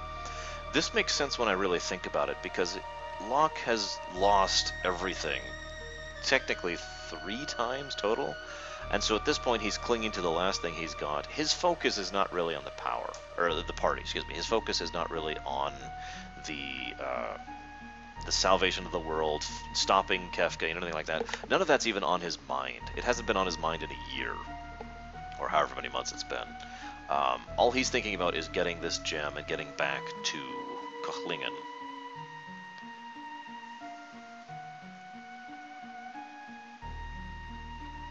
Now the other interesting thing, this is the only Magicite that is damaged. We can infer quite a bit from that fact, but it gets across the idea that someone who was turned into that magicite itself, the material, is not eternal. If you pay attention, virtually all of the magicite we get is either modern or close to modern. This is the only piece of magicite that is actually from the older days, that Phoenix has been in magicite in this world, in the world of balance, for the last, millennia or however long it's been. So, hence the magicite itself finally being sufficiently damaged that it doesn't have its full power. One other thing of note, as we mentioned, the Phoenix does have the ability to bring the dead back to life, but honestly, I kind of wonder if even Phoenix at full power could do that. But because that's not what happens. It restores Rachel back. It basically reconnects Rachel's souls to her body, to put it into such terms, and gives her a little bit of time. A few minutes, a few precious minutes, to be able to say what she needed to say to Locke, what she has probably been wanting to say for forever. Notice she gets into it immediately. Doesn't hesitate. No question, no hesitation. I personally have always liked the idea that some aspect of Rachel's spirit or ghost or whatever has been aware of Locke for some time.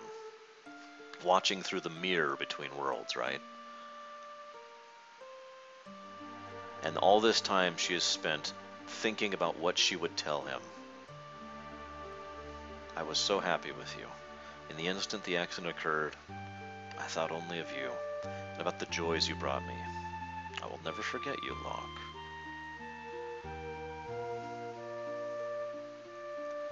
And now she has to go. You must cast off the anguish you have been harboring inside for so long. Today, I set your heart free. You must learn to love yourself again, and regain your self-respect. And so she takes all the power the Phoenix had granted her, puts it right back into the magicite, because she knows Locke needs it.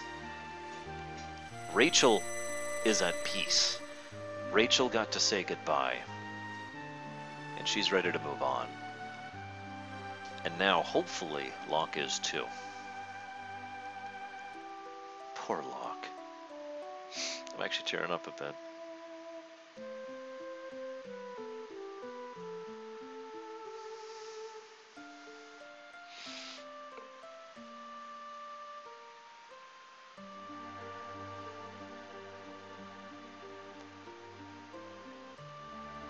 This whole scene is such a hits you in the heartstrings kind of a scene, and a definite plus to story.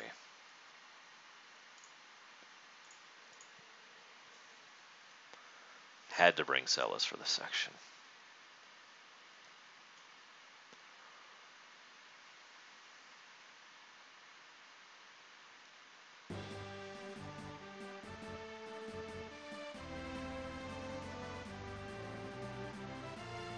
Also, I'd also like to think personally that up until now, any of the closeness and emotional attachment that Locke and Celis have had to each other, I like the idea that Locke has been trying to keep her just a little bit at distance.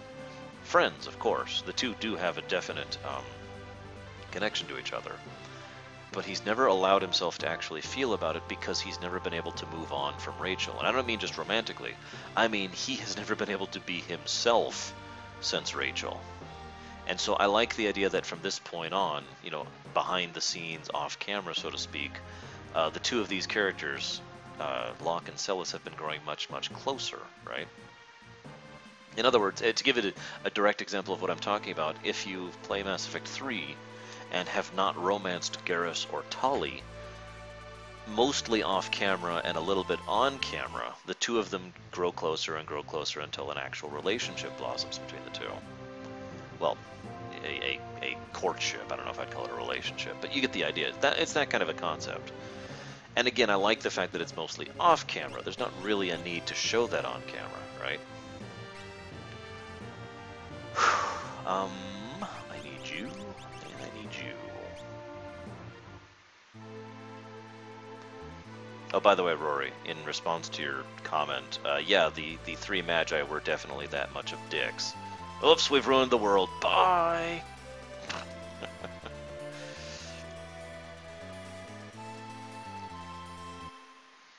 Well, of course. Okay. Wouldn't you?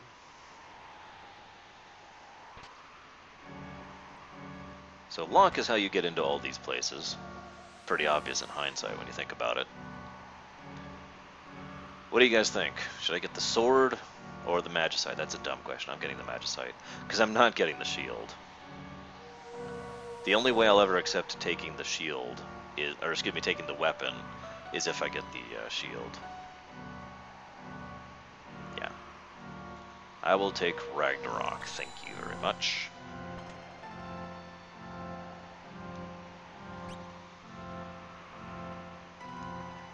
Wait a minute. Oh, okay. We got a free heal somewhere off camera because Javin suddenly doesn't have 1 HP.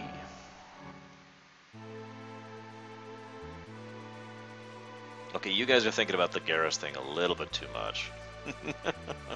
What's next? The lonely Argonian maid? Okay. Let me think about this for a moment. Actually, what you have to do, Little Billy, back in Narsh you can pick up the Cursed Shield, which is actually cursed to the person who is wielding it. Who is, you know, he's sickly and on death's door and all that fun stuff.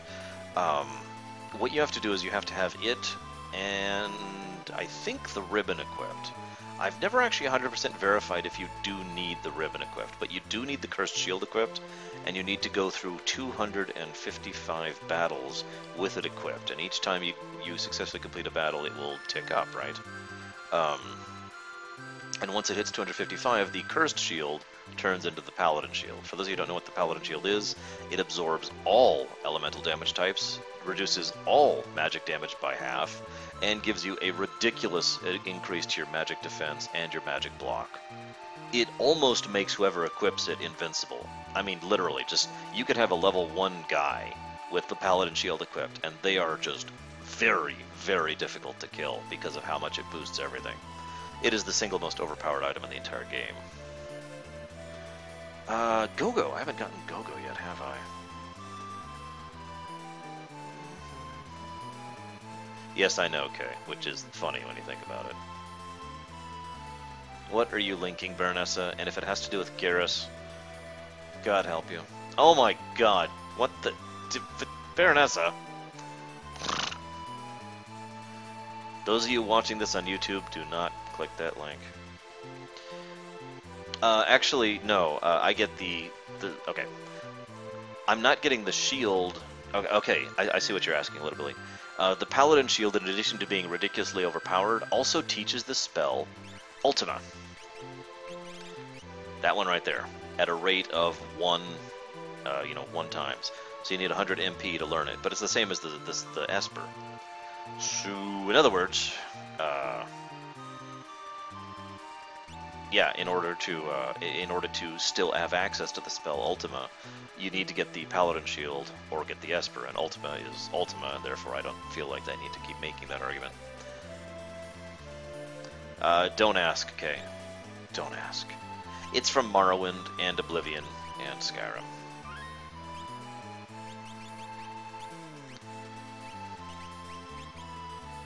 Whoops, yeah, whatever.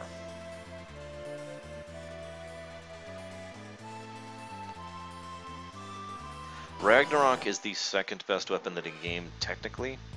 Illumina, which you can get with Ragnarok, is the best weapon in the game, technically. I gotta keep adding technically because the Atma weapon can be turned into the best weapon in the game, but depending on circumstances. But Atma, Ragnarok, and Illumina are definitely the 3 best weapons in the game. Absolutely.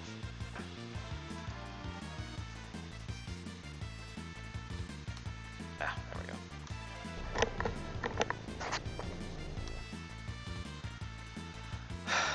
Eat me! I mean, really, what is this? Come on! So, he actually has a higher chance to eat you than to cast Demi. So it's possible to get really bad RNG, especially if you're speedrunning this section, and have him not eat you. Yeah, funny thing, Ragnarok, the Esper, if you summon it, the Esper is a sword. Now the funny thing is, I actually have something to say about that, because of course I do. My name's Arsh. I talk too much. I love the idea of the Magi who are creating all these Espers. You know, some of them turned humanesque, some of them turned into monsters. Ragnarok is a damned sword. In other words, he was probably actually one of the single strongest Espers, even in lore. I mean, obviously he was, because he teaches you frickin' Ultima, but you get my point? In other words, he was an Esper who was designed to be literally wielded, instead of just figuratively wielded like a soldier would. Kind of a Keyblade equivalent, or another, you know, insert other tremendously powerful ancient artifact of your choice. The Master Sword, Fee, you know, something like that. So, I always suck at this section. Yeah. You know what? We need some job and luck. This... No, I lost the Magitech armor. Damn it. Oh, whatever. It is possible to lose it if you don't do certain things. Oh well. The oh jeez, really? Come on, no, stay over there, stay over there. Oh god, I'm not getting that. It's just a brush for Realm. I don't care that much. I'm debating if this section deserves a plus, a minus, or just to be ignored. Yeah, seriously, Kay. Because I like the idea of the hidden dungeon. I like the idea of the optional section. I like the fact that this is basically a puzzle dungeon. No, this is Gogo's theme right here, Rory. I like the fact that this is a puzzle dungeon. For those of you curious, if you get under that block when it comes down, it just kills you. Flat out. Just kills you. Nothing else for it. You're dead. And of course, you've got the guys who knock you off the chest. It's like the closest thing to an action RPG section that the entire game has. You gotta do these little jumps on the puzzle, on the chests, which I think is really inventive and creative. You know, etc., etc. So, yeah, I really like this dungeon. Even though I suck at it, I think because of its innovative and unique dungeon design, I think this still deserves a plus. Especially since it's really much better with the Moogle Charm on. If you don't have the Moogle Charm on, the enemies in here kind of suck. So here's Gogo, aka Daryl, aka Gogo, aka Bannon, aka... We have no idea who the hell Gogo is. I've said it before and I've said it again. The strongest theory I have as to the identity of Gogo is that he is, drumroll, Gogo. From FF5, same guy. We don't know. But I do have one tiny bit of, oh, excuse me, I have two bits of evidence for that. The first is the fact that, as I mentioned, it's kind of implied in the original text that this is just the Mimic, aka, you know, the same basic way that they talked about Gogo back in FF5. The second thing is, FF5 involved a lot of dimension hopping, that's why it's the same Gilgamesh across everything. And this is an extra dimension. We get eaten by a creature, and then we're in a weird dungeon with people who walk around and cave walls smashing down. This literally is extra dimensional. Or interdimensional, depending on how you want to think of that. I used to name this guy Golbez, because he looked most like it. Whoop, did I just name him Gog? I am Gog, master of this. Whoops. Whatever. So anyways, Gogo actually decides to join the party, basically just for fun, for no other real reason. I can't believe I named him that. Also, we don't know if he's male or female. I refer to him as him for no real reason. Ugh, that was actually kind of close. The Gog Master. You remember Pogs? Anyone remember that fad? It's like that, but worse. And mimicry is involved somehow. So here's something else about Gog. Here's something else about Gogo that I freely admit I didn't find out for forever, okay? So he has the command Mimic. Okay, that's cool. Oh, I agree, Olivia. This dungeon would be awesome in the proper 3D Awesome remake. You can't teach him any skills. You can equip him. He has a huge equipment list, and he can equip a lot of relics, too. He also generally has a higher magic stat than Sabin, so most people like to put blitzes on him, because he can take more advantage of that. He knows what you know. For example, if I have, amongst everyone in my party, the other 3 party members, if those 3 people know all the spells in the game, Gogo knows all the spells in the game. In addition, he knows all the sword techs, you know, on Cyan, all the blitzes on Sabin, has access to all the tools from Edgar, etc., etc., etc. Now, this is the part most people that didn't know about. You can actually set up his command row right over here. So he always comes with Mimic, but then you can set him up with Fight, or Magic, or Item, if you want him to be someone who could throw, and do tools, and do Runic. Whatever the hell you want to do with it, you can do with it, and you can set him up pretty much however you want to. Gogo is actually quite awesome from a purely gameplay perspective. Now, what we're going to do is we're going to give him tools, because of course we are. Now you cannot, there is one downside to Gogo. You cannot customize his stats. And if you notice, his stats are actually kinda low, on the low side. And you can't, and what I mean by that is you can't equip Espers on him, therefore you cannot customize, you know, increase his battle power, increase his speed, or whatever. So, whoops, I gave him 2. I didn't actually know you could do this. Tools, tools, tools! I really didn't know you could do that. No, okay, we want items, because items are tremendously useful, and we want magic. And I think that's actually it. We're basically setting him up as a number 2 Edgar. Like I said, there's a lot of other ways. There's a ton of ways to set this guy up. You know, you can set him up with Blitz, Runic, Lore, Sketch, Slot, Dance, Rage, you name it. He'll know all the rages that Gao does too, by the way. He can also equip a lot of different items, as I've already hinted at several times. Let's give him the nice shield instead.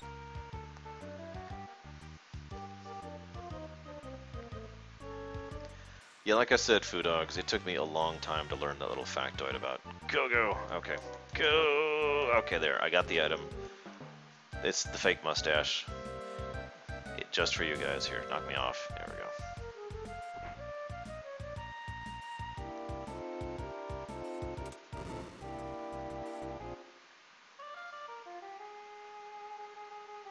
That would be horrible, Olivia.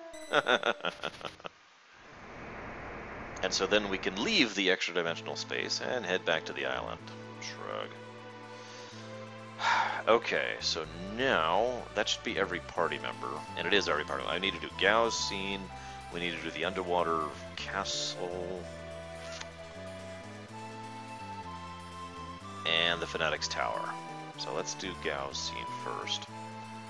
Who do you think? Who should I bring for Gao's scene? Should I bring Setzer, Edgar, or Sabin? I believe is the other. No, it's like Setzer, Celis, or Sabin.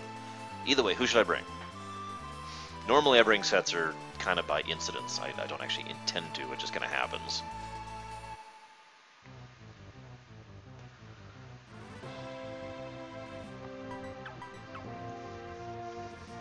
Yes, you can, Kay. You can go back in if you want to.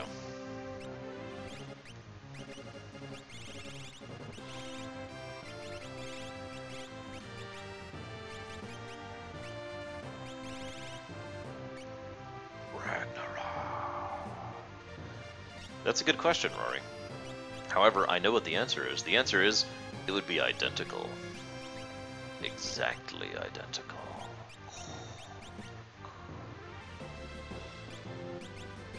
Let's do this.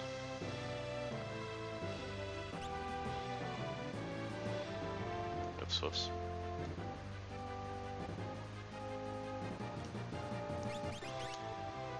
Alright, so we need to bring Gao. We'll bring Savin. And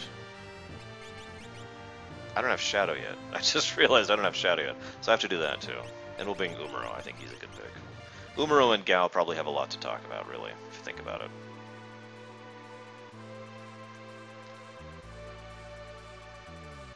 Fun fact, I almost always do this last. There's no real reason why, it just kind of became tradition. So I'm breaking tradition just for you guys. Oh, I just realized I'm an idiot. I meant to do this. I meant to, whenever I go to the World of Ruin, I switch over to this or to this with a red tint. But I also like the idea of doing this.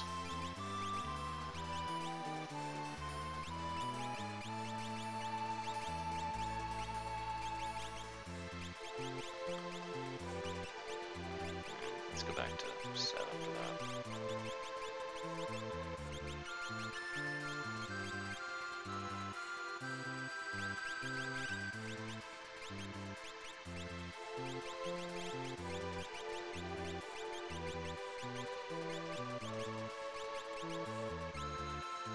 It doesn't look as good as I was hoping for it. Anyways, what I normally do is, like I said, it's the World of Ruin now, so I specifically set up the window thing to show that it is now the World of Ruin.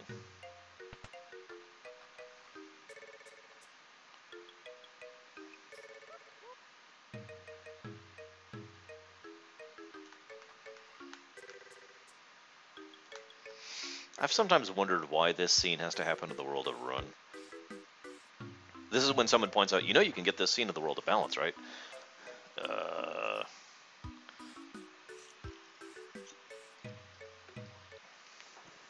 Alright, let's give Gao a makeover! This scene has to be in the 3D proper remake, just because of how silly it is. No, Gao, don't eat with your fingers! Oh. Don't say yow when you mean yes! Oh.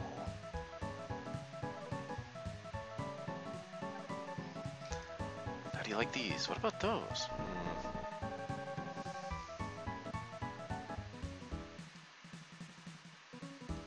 I like how Terra and Celis are picking out clothes for him. And having, shall we say, questionable taste in doing so. And of course, Setzer's like, no, look, just wear some clothes like the ones I'm wearing.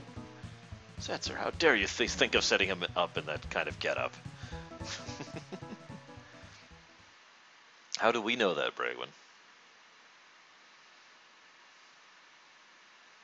Adventurer's eye for the wild guy.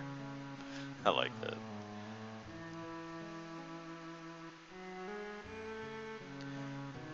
I know this is just kind of me repeating myself, but this is yet another of those circumstances of moving on. The old man, he's gone. I mean, he is gone. He has never mentally recovered from then. And we already talked about how he might have had PTSD before his wife died in childbirth.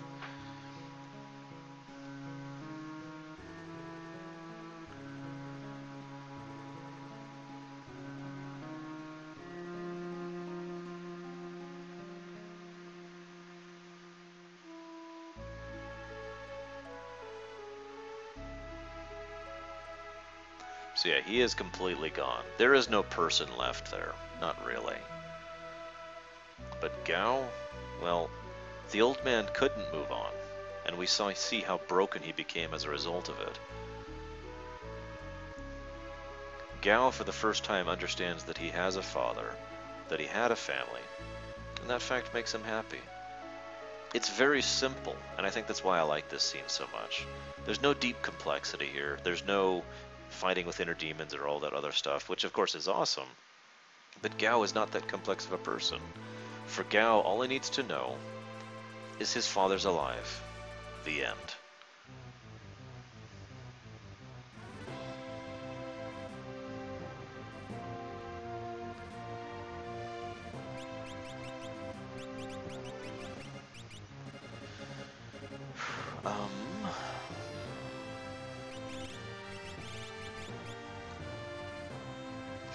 No, we'll do this. That wouldn't surprise me, Foodog. I don't know if you were here earlier when we were talking about him, but the Therios postulated that he actually was an Imperial soldier and lost a lot as a result of that, and had post-traumatic stress. I guess not necessarily an Imperial soldier, but was a soldier, and possibly died, or excuse me, not died, but was traumatized. Excuse me, was traumatized during the wars in the southern continents, that kind of a thing. So yeah, we're gonna go get Shadow because I completely forgot to get Shadow because I'm an idiot. I almost always forget to get Shadow.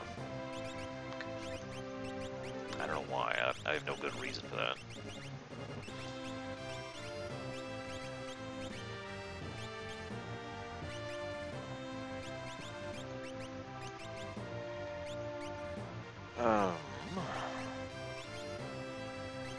No, we really need to set up for this place because it's very dangerous.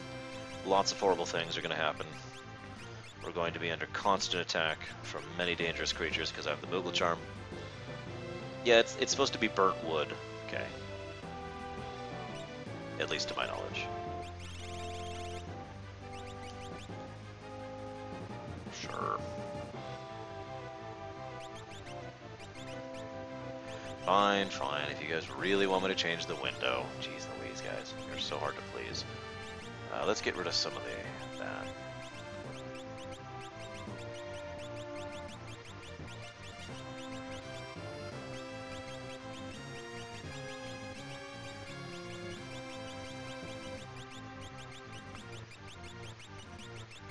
There's that better. You happy now? Jeez Louise. Well, I hope not, little Billy. I do lose my Shadow every now and again, though.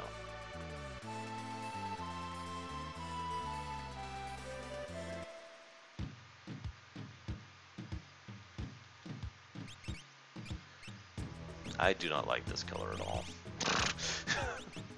There.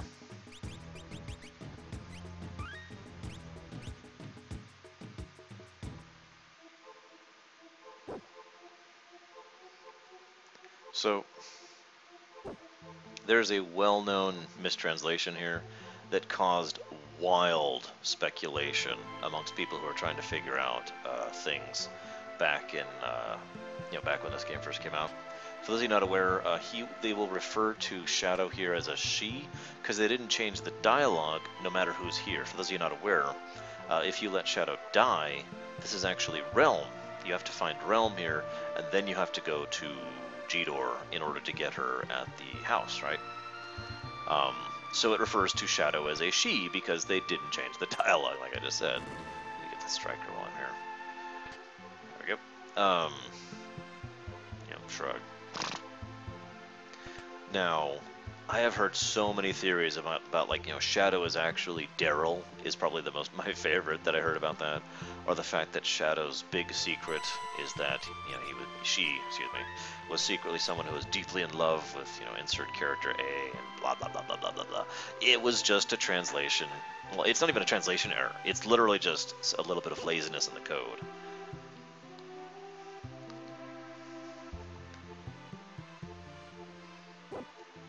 Oh my god, Shadow is Realm's mother! And Strago is the father. And you now have to live with that mental image. Screw you. So that's Holy in this game. I gotta admit, I don't actually like the graphic for that. I like Holy's graphic in 4 and in 9 and a couple other games. Whoa, okay, he likes ice. Don't care for it in 6. It's one of the only spell effects I don't actually like in 6, because I like most of the spell effects in 6.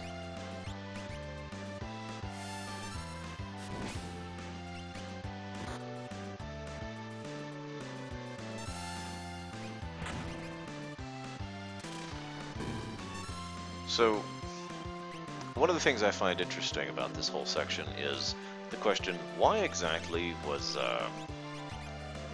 Shadow here?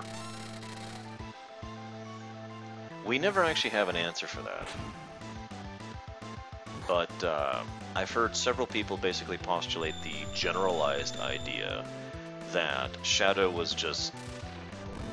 He'd lost everything. He'd lost his daughter. He'd lost his life, and he just went back to his normal life, basically. He was like, okay, we're just going to go back to being a roamer and a traveler. By the way, right there, we can't do anything for her here. That one line, God, you have no idea how much of a stir. Oh, I'm sorry, there's a second one. We'll take her back to Thamasso. That caused so much of a stir amongst theory crafters. Anyways, the idea that he was just roaming in a place, you know, blah, blah, blah. My personal pet theory, he specifically came here because there's not many humans here. Shadow at this point in time probably doesn't want to have anything to do with other people. So amongst the Veld, amongst the creatures of the cave, he would feel more comfortable. I have the feeling he had been here for quite some time. When we finally save him and get him out of there, he's like, well, okay, I guess I'll go ahead and do the only thing I know how to do, fight for money. Hence, him going to the Colosseum is actually really logical when you think about it. So this is when Clyde abandons Realm and possibly his wife. Here's a weird little thing. I keep mentioning how, you know, he left and blah, blah, blah, and we know Realm's mother is dead. What we do not know is when she died. We know Realm was born before Clyde left, but there's actually a implication that Realm's mother died prior to him leaving. In other words, if I could put it a little more bluntly, Clyde left because Realm's mother died, and he just could not take that anymore, and again, ran. As we've already described, one of Clyde's most strongest character traits was that he was a coward. Oh, he hasn't. We already killed him. So yeah, that's my personal take on that. Excuse me.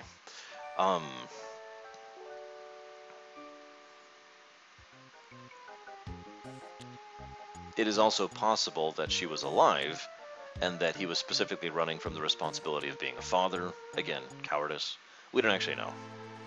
But I mention it because no mention of her mother is actually made in context of her being alive around this point in history. I don't know why I went this way. It's the longest possible way I could have gone to do this. But yeah, we don't actually have Shadow in the party yet, but Shadow, he's a ninja, right? I mean, ninjas are kind of cool, but there are certain things ninjas can do. Oh, I absolutely think that, Kay. The shaking at the end of that scene makes it very, very obvious in my mind.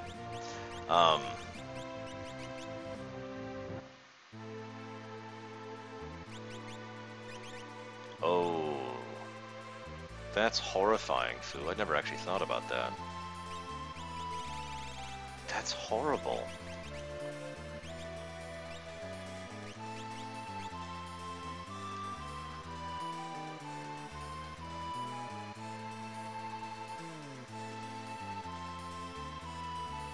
Wouldn't it be fascinating if Shadow had been sending some of the money he keeps earning with all his bounty hunting and assassinating back to Realm and Strago to make sure the two of them are comfortable and taken care of? I really like that idea. Hey, Illyria. Where is it? Where is it? Oh, it's gotta be down here then. There it is. So let's see who's stronger, Shadow or Umaro. And Umaro is stronger. What a shock.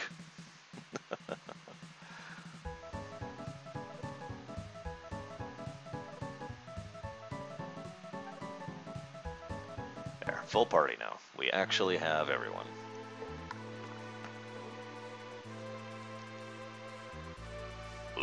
Me flyer ship. Fly ship, up land, no want land, no want water, want sky. What? Okay, we haven't done the tower and we haven't done the castle. I might do the tower off camera. And I know this sounds weird, but Fanatic's tower doesn't have a lot of lore to it. I've already talked about the lore that's relevant there, the idea of the tower being built by these Fanatics and whatnot. I do have one other little tidbit to share about the Fanatic's tower. For those of you not aware, the Fanatics Tower is really, really, really tall. Um, the question has always been asked, who the hell built it? I mean, it doesn't exactly look safe, and in fact, for a tower to be that tall without, you know, some kind of engineering design know-how, it's actually physically impossible, you know, in terms of physics, for that kind of a thing to be that tall. So it would have to be magically enforced. Now, given the nature of the Fanatics Tower and the fact that you can only use magic on it, I think it's very clear the Fanatics Tower is literally a lightning rod of magic. But who made it? Kefka? He doesn't give a damn. No, what I actually think is I think the Fanatics Tower is kind of a Tower of Babel situation. That all those people who are here, who have nothing to live for, and have given in to despair, just like Strago, that they're basically, I want you to picture them just slowly adding on tiles and wood and magic and chunks of stone, literally just slowly, methodically, pointlessly building this tower taller and taller and taller. And they've been building this thing for months, or indeed the entire year, and that's why it's so damn tall, and indeed would be taller if they kept going. I've always liked that idea, and it's kind of a messed up idea when you think about it, but you know, whatever. I don't think I'm actually ready for the Tower Fanatics. Now I'm thinking about it. So let's go ahead and get my A team going here. My magic team, basically. Oh, gotta have Mog. Why would they, Rory? Also, how would they know that? And gotta have Edgar, because of course we do.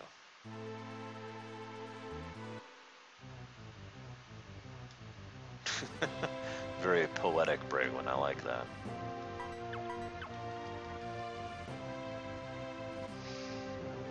Oh god, I like that idea too, Kay. What if this is not the first Fanatics Tower? What if other ones have collapsed? And so then they just build it again? It's not like it means anything. It's not like anything means anything. Just keep building. God, that's kind of depressing.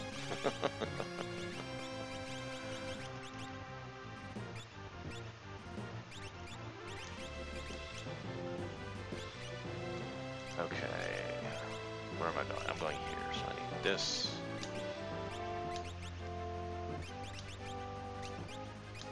You know, one thing I do like about Mog is you automatically give him the sprint shoes and the Moogle Charm. There's no need to think about it. You just give him sprint shoes and Moogle Charm. Bamf. He never gets anything else.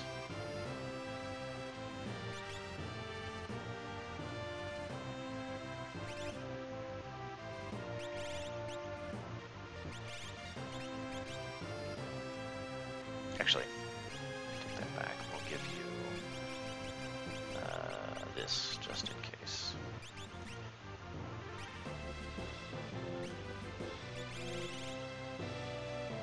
That sounds horrifying, Kay. Like really, really horrifying. Like, what is wrong with you? Horrifying.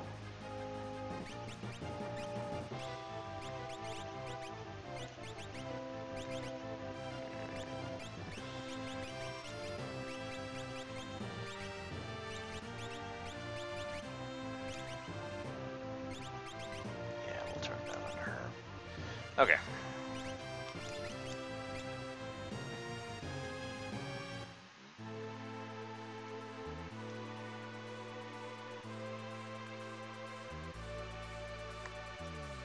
Actually, the funny thing is, for a long time, it was never fundamentally confirmed that Shadow actually is Realm's father, even though there were hints literally everywhere. The developers had to actually come out some years later and actually say, guys, he's her father. The end. You know? But they had to actually come out and say that, which amuses me greatly.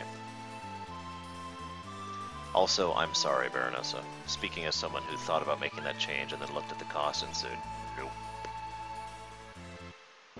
Wait.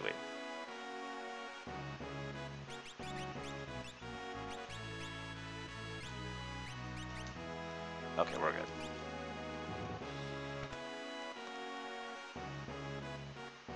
Alright, Brigwin, you are officially creeping me out. What the heck, woman?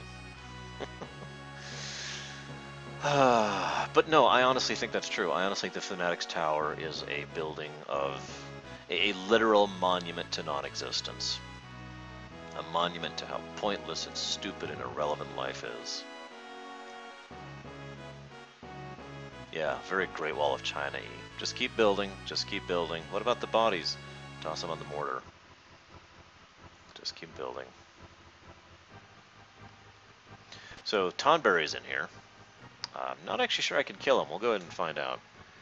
Let's get a save state just in case. He's not called Tonberry, of course. He's called Master Pug. If I'm not mistaken, this is the second Tonberry in the series, after the one in 5. Feel free to correct me on that. I don't actually remember. Oh yeah, I said I'd show off Ragnarok. This is what Ragnarok looks like. Watch carefully, because he's not going to show up for a second.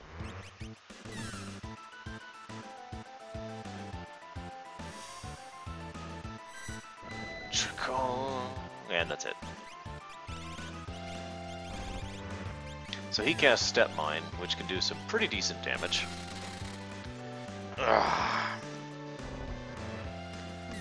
As you can see, it actually does literally an amount of damage based on how many steps you've taken in the game so far. So that's what's actually determining that.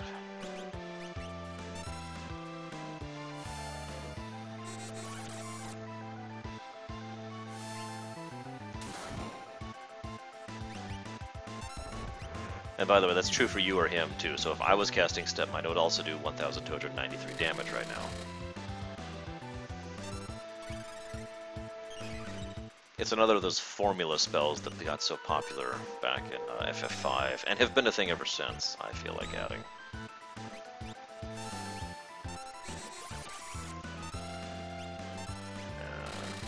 What are you weak to now?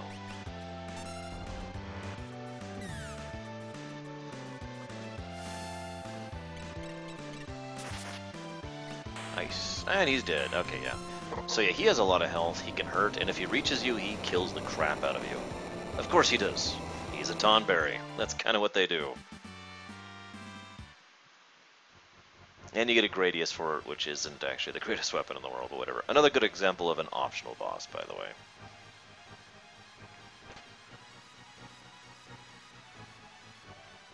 I think it's awesome, Little Billy. I think it's also very poorly explained and takes way too much effort to actually figure out if you're playing the game for the first time. I mean, if you know the game, then yeah, the calculator, or the arithmetician, or whatever you want to call it, is insanely overpowered. If you don't, it's like, what the hell is this thing? I don't even know what to make of this, you know what I mean? Yes it is, Roaring Middleman. How'd you guess? I've kind of stopped gushing because I've done a lot of my gushing already, as you can see by the 31 pluses to story over there. This is not going to be a plus, this section, even though it technically should be. This is a castle that has been... Okay, I want you to picture this in full 3D awesome. This is a ruined and wrecked castle that, in the War of the Magi, was so devastated and so damaged by the War of the Magi that it was actually shoved underground by the upheaval, right? This is a castle that was present, a site of espers who were attacking people who were imbued with magicite. We don't know if the people here were part of the Magi, or if the people on the other side were part of the Magi. It's actually very likely, based on the implications, that neither of the sides fighting in this particular battle were actually on the side of any of the Magi. This is just one of the secondary battles that was happening during that terrible, terrible war. And another reason why I think a Prelude game set during the War of the Magi would be frickin' amazing. Because there's so much story, so much characterization, so much politics that can be done back then. For example, this is a castle with people who are magicite imbued that has an Esper on their side. An Esper who has decided to work with the people of this castle, right? However, he then has to fight a Master Mage, which is described by that guy, someone who is sufficiently skilled and magicite imbued that he can defeat even an actual Esper, and does so, petrifying him.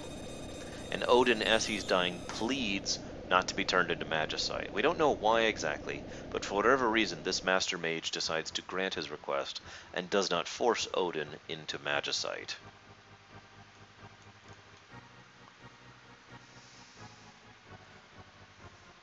Now, arguably one of the best items in the game is right here. Another good example of an optional boss, by the way. Very irritating example of an optional boss, but you know, whatever. I'm gonna save, because I don't know if this prevents me from getting the item. I think it does, though. I don't know, okay. I really don't. You're asking the wrong person on that one.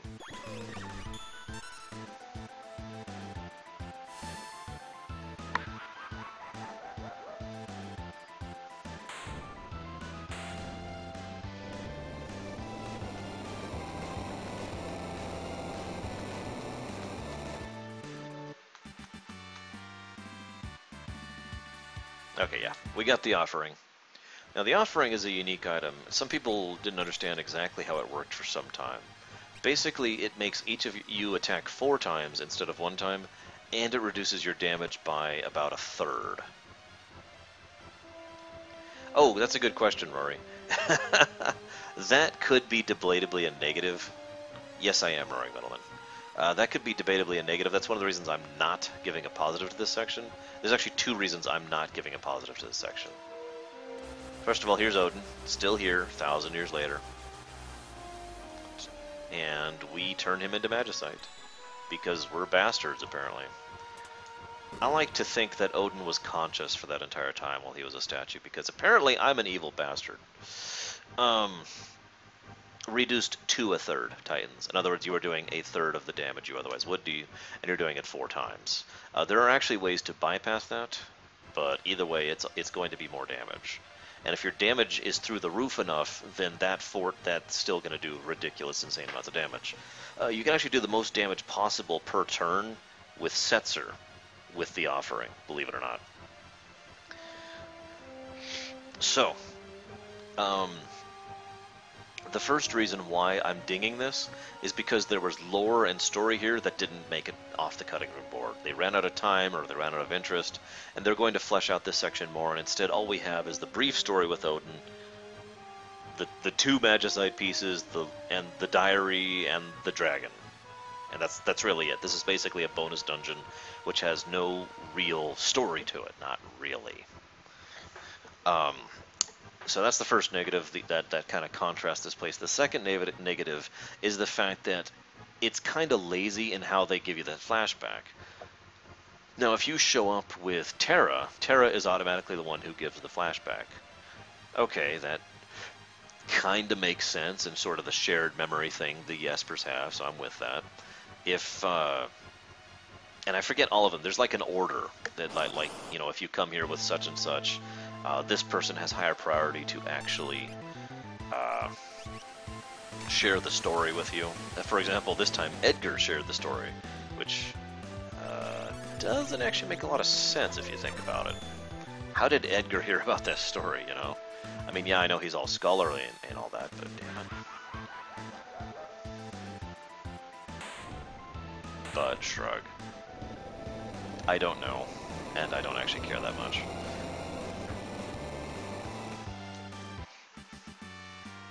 Like I said, though, negative. That's also Cyan's best weapon we just got. 3 dragons. Who am I missing? Oh, right, the one in the Fanatic's Tower. Duh.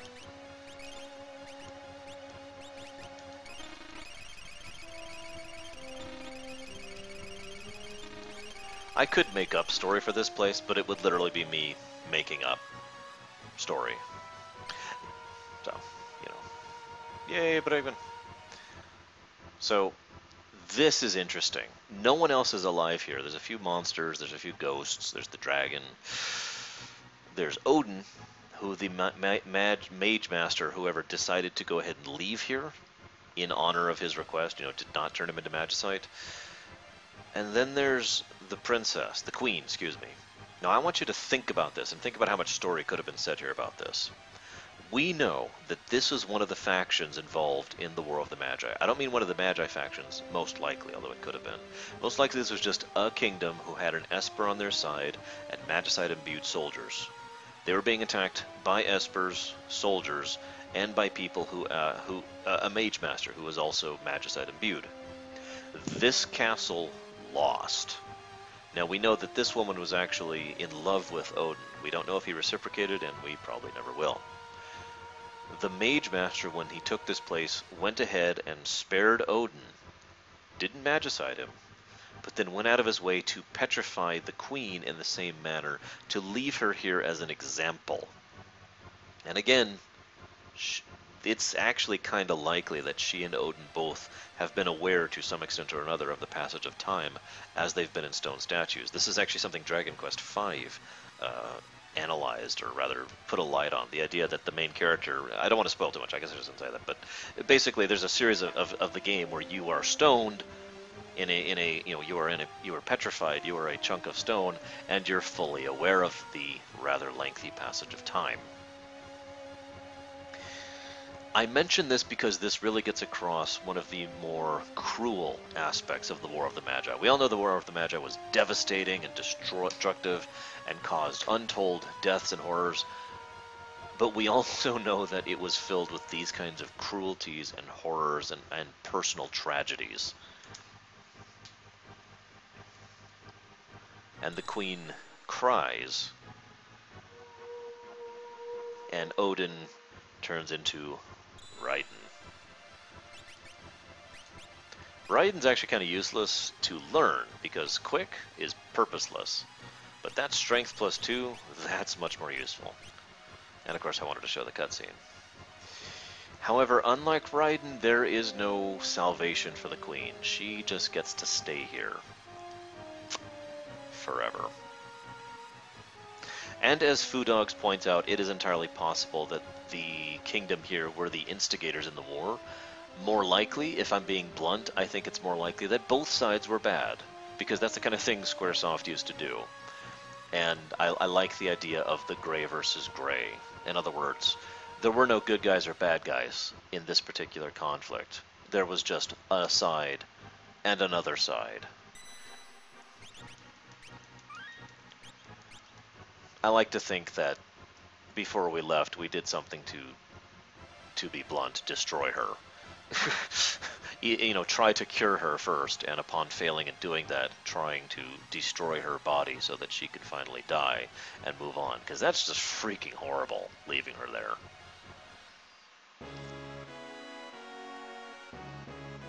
It's probably indicative of my mindset that my first thought was saving her by killing her, and then, oh yeah, and we should try to heal her first.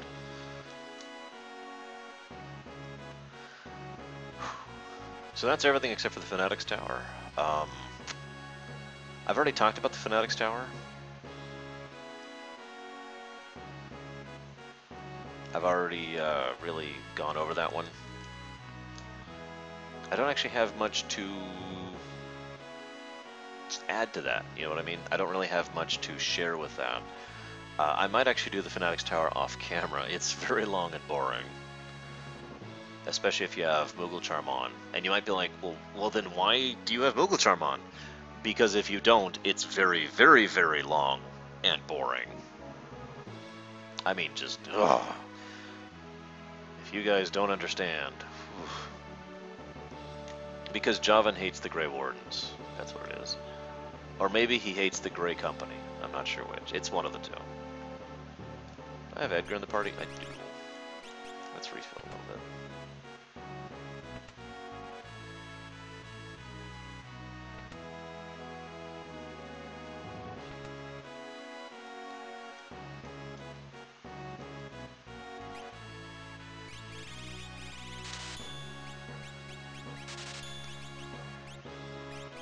Wait, why would I? Well, I guess I'll go and get those while I'm here.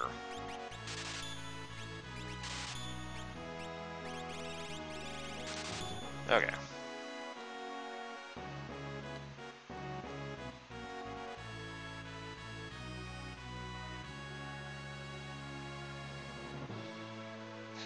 I don't know, Foo Dog. I'm not gonna grind to full level. God, no, that's not happening. There's really no need to be level 99 for this game, especially since there is no super optional, and I've already kind of shown off most of the difficult optionals in this game, so... you know? I mean, there's actually quite a few additional optionals in Kefka's Tower, because a surprising number of the bosses in there you don't have to fight. Okay, so... Tower of Doom. We're gonna bring the Mage Heavies. which is actually going to include you. Oh shoot, I actually can't do the Tower of Doom yet. Hang on. We gotta... hang on. Oh, by the way, fun fact, if you don't equip Gogo with magic, he can't actually do much of anything in the tower. Another fun fact, one of the tactics I used to use in the Fennex Tower before I would just blaze through with Moogle Charm is you bring Umaro, who is just like smash, smash, smash. It is actually quite amusing. And I'll give you that. There we go.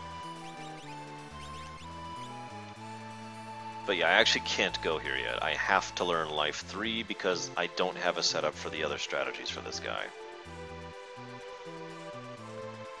Well, at least that way she would have a view, Olivia.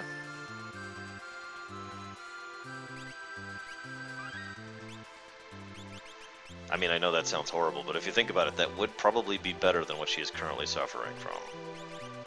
Okay, so I want to make sure everyone's learning something. So you're learning that, you're learning Life 3. God, it's going to take forever.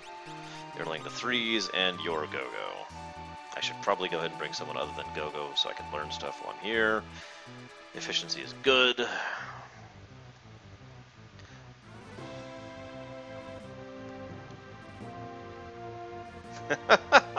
Turn him into like a Mystic Knight, Bragon. That would be awesome. Let's go ahead and bring Realm. She needs to learn stuff.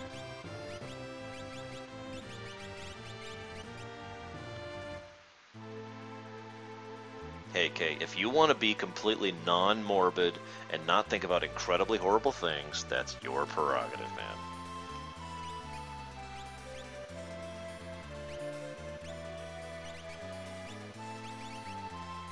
And she's learning Cure 3. Okay, that's good.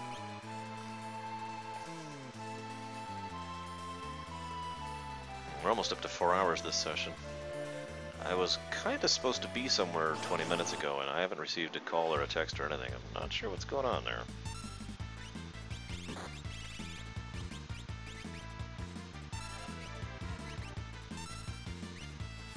Oh well. In all honesty, Kay, I do disagree with you, but I've already given my thoughts on that. There's no reason to add to it. We can agree to disagree. It's about time we disagree, really, Kay. We've been agreeing about too much lately. It's not cool.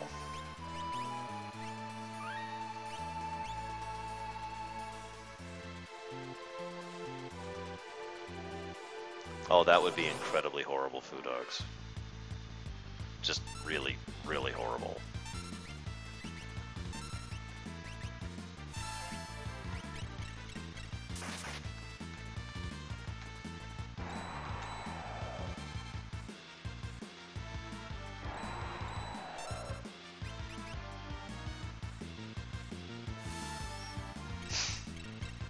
Let's see.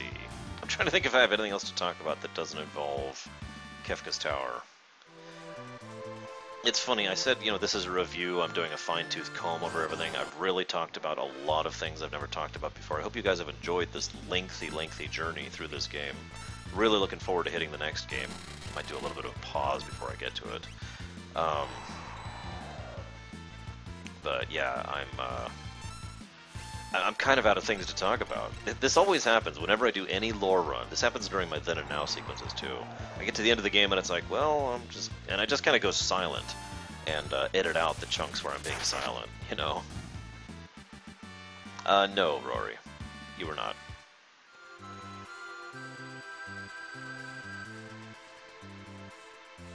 Yes, the best game of all time is Final Fantasy Tactics, also known as God Almighty, why are there levels in this game?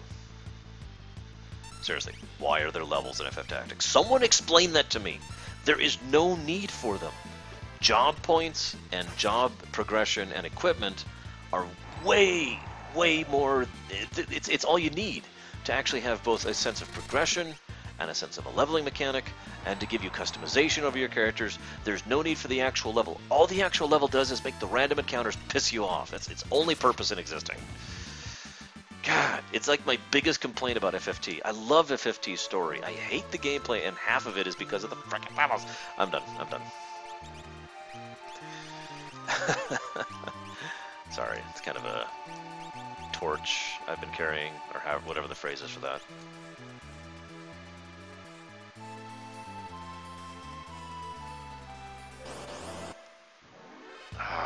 Whatever. Whatever, what do I know, man? I know nothing. Don't mistake me, FFT is a damned good game. That story is one of the most well-written video game stories I've ever encountered. It was Game of Thrones before Game of Thrones, and it still, in my blunt opinion, is a better story than Game of Thrones. And yeah, you can go ahead and quote me on that.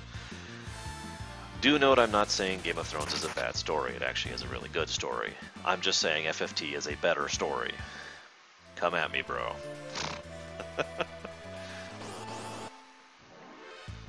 It also has a lot less sex and violence in it. Actually, I guess that's not true. There's actually a lot of violence in FF Tactics. Oh my god, there's some horrible, horrible violence in Final Fantasy Tactics. Aded, what did you do? Be honest. What did you do? Oh, okay. That's a good question, Illyria. Let me think about that for a minute. Oh, shush, Illyria.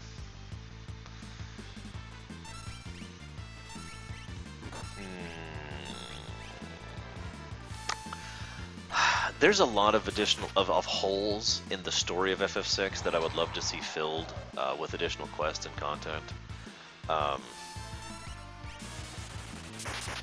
So I think there's actually quite a few different things that would be really, really cool to add.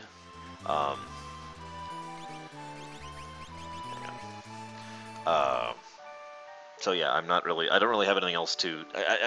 You're asking me too much. You're asking me like, if you could write an entire Star Wars story, what would you write? And I'm like, overload, because there's just too many things I would want to add. You know, I would love to add a story fleshing out what was going on with Celis during the part where she was out of the party.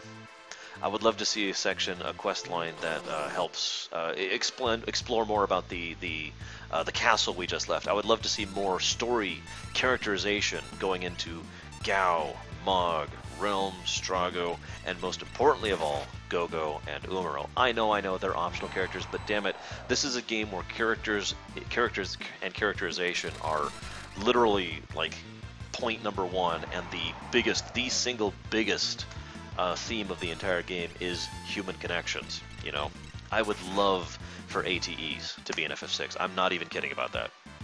I'm one of those people who thinks ATEs were a great idea in FF9 and loved them, and really wish they had kept doing them because it was an awesome idea.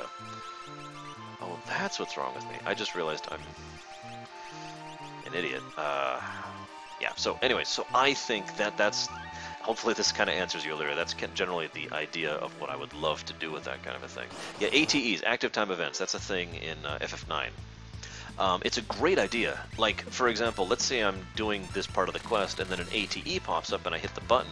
It's most of them are optional. Like 90% of the ATEs are optional. Some of them you have to go out of your way to activate. You know, you have to actually explore and learn and find them. But the point is you hit it, and then the camera, the perspective shifts to somewhere else and shows what's going on over there with this group, or these NPCs, or these PCs. And so you see multiple aspects of the story from multiple perspectives, in addition to just playing through the multiple parties, which is awesome. And, again, something I wish other games had. Also, Aded, why did you kill Sid? Why did you do it? What did Sid ever do to you, man?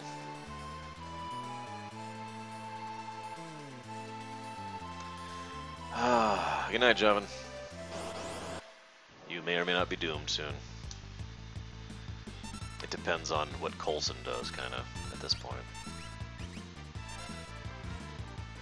Yes, many times, Roaring Middleman. I usually call those hardcore runs, and that's admittedly because the idea never really well, okay, that's a lie. I actually did no-death runs way back in the day, before I'd ever heard of Diablo, on Mega Man. That was actually where I first did the no-death kind of concept, you know. And for those of you who've never done that, no-death runs in Mega Man games are actually really, really hard to do. But they're fun. it's a lot of fun to learn the levels and to get used to the patterns and to figure out exactly how to maneuver in the best possible way and blah blah blah blah blah. You know, it's fun. You get really precise. So that was a lot of fun. But then if nowadays I refer to that as a hardcore run because of Diablo 2, basically. And I like to do those kind of runs in several different games. I used to do that in TIE Fighter on the PC. Mostly in the older days because it's a little easier to eat the kind of time loss that a hardcore run can involve when you have the time to burn. And to be perfectly blunt, I don't have that kind of time like I used to, you know what I mean? Is there a K? What do you get for it? If you don't mind my asking.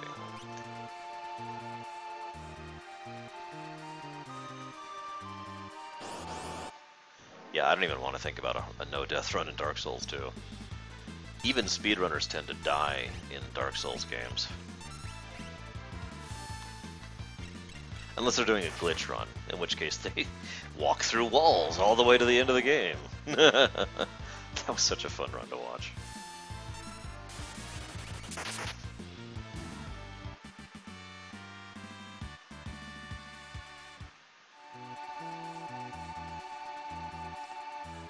Grinding. What I'm doing isn't really strictly necessary, I'm just doing it for safety's sake. I could also grind levels, that's another option here. But I'd rather get the magic. Good luck, Roaring. Hey, Shadow. We were talking about you earlier, and by you, I mean Shadow, not you. Anyways.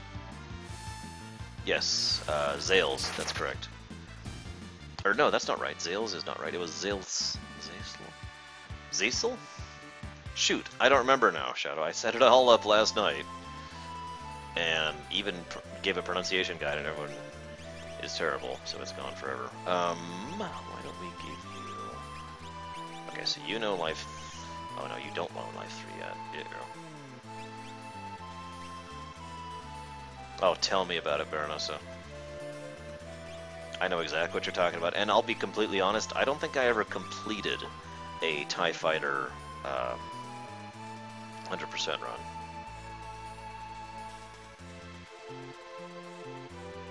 What are you talking about, Bregman? Or do I want to know?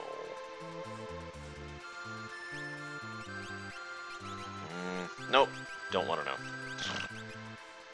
Horrifyingness confirmed. Okay, so he's still learning that. Why don't you get on Bismarck?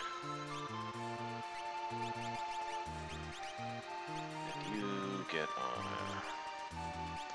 Oh, right, Bregman. Okay, I know exactly what you're talking about now. Okay, never mind, never mind.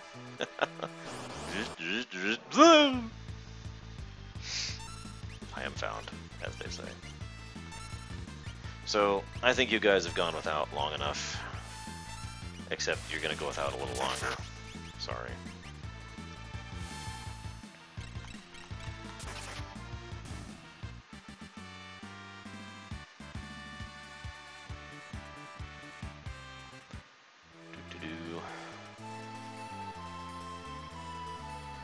There's a Game Genie code out there, which I used to use fairly regularly, without shame, I feel like pointing out, that made it so that every spell in the game was basically times 10, so you would only ever need 10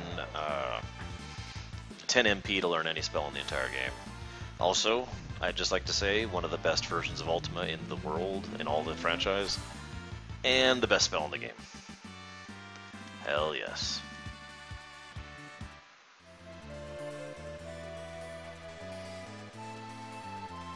I would too, Safis, absolutely. I love the thought bubbles thing they added in FF4DS. That was a fantastic feature.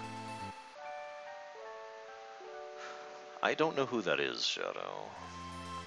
So I suppose I will answer... I know nothing, to quote Zelda. Alright, so you now know Ultima. Wait. Who has Phoenix? Oh, he has Phoenix. Okay, let's do it.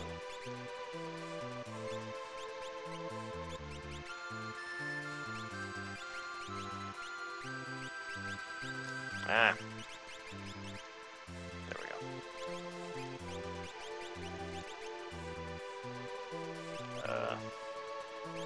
Oh, gotcha, Shadow.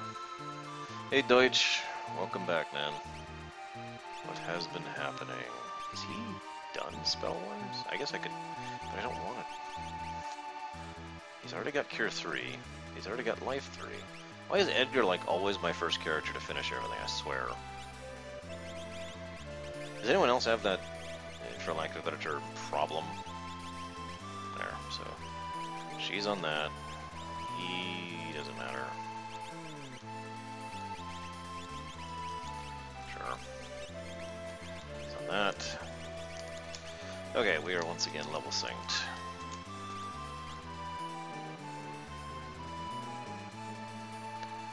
I really feel like I should just stop the stream while I'm doing this.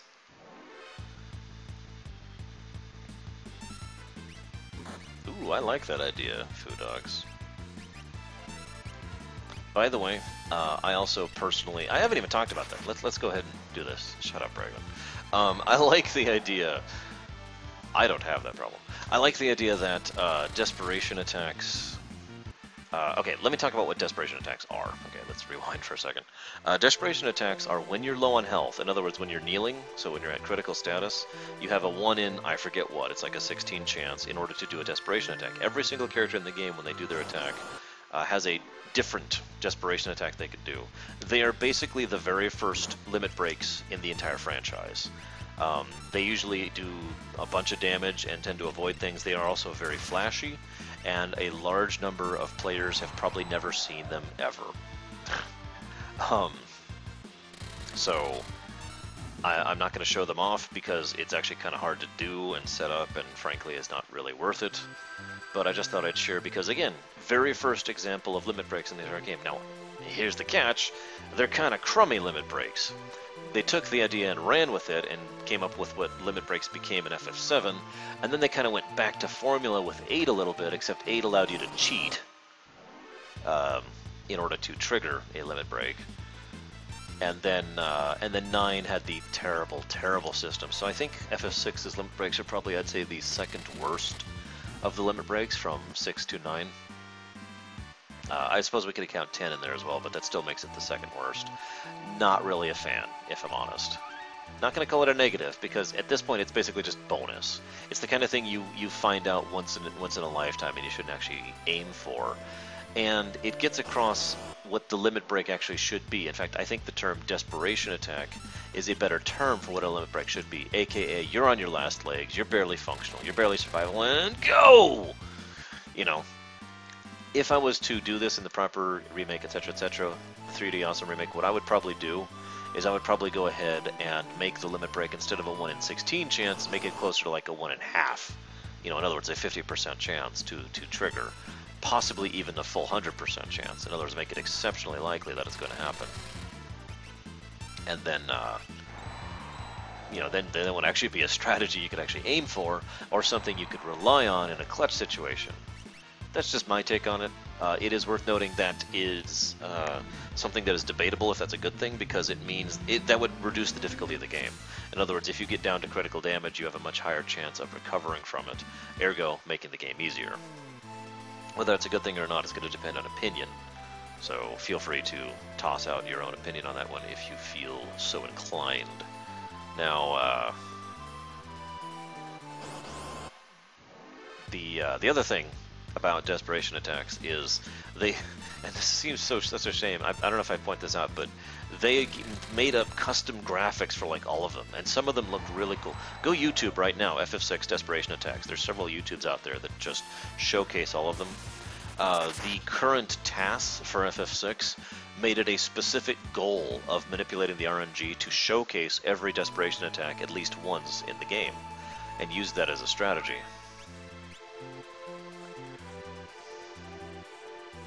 So, yeah.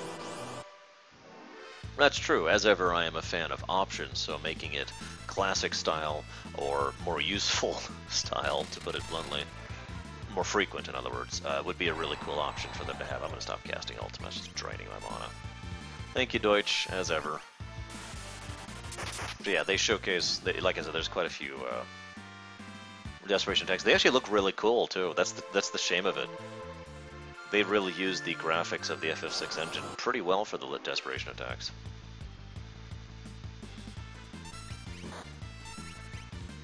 By the way, for the reference, no, I was not inspired by desperation attacks to make the desperation attacks that aspects use in the Primus setting for green mages.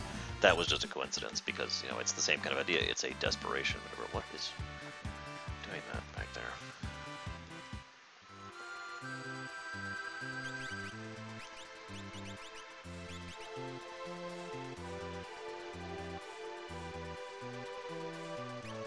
Yeah, 10 was pretty good. 7 was definitely good. I only have one complaint about 7's method, and that's basically that when you get to the higher level stuff, it becomes too difficult to actually reliably get stuff, and that's really it. But which, I mean, you only get, like, you'll only get Omni Slash every so often because you have to take so much damage to fill your limit bar. That's pretty much my only complaint about 7's method. And you could store it up in 7, sorta. You got it, Roaring. Okay, so here's the section where you get attacked by your dad's scrotum.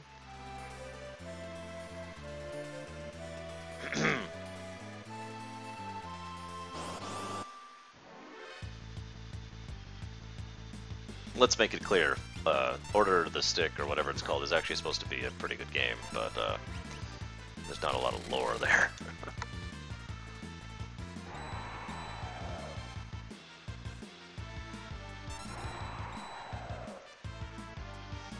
Yeah, I'm pretty sure I would hesitate to stream that one. There's some issues there with that.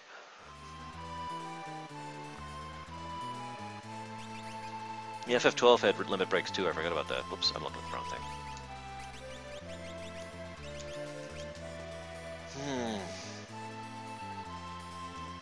That's okay, Shadow. And no, I don't have a local copy of it. It's gone. Completely gone. I did have to stop the stream for a chunk of the game. I technically should have stopped the stream for a second chunk of the game. I just didn't even realize it.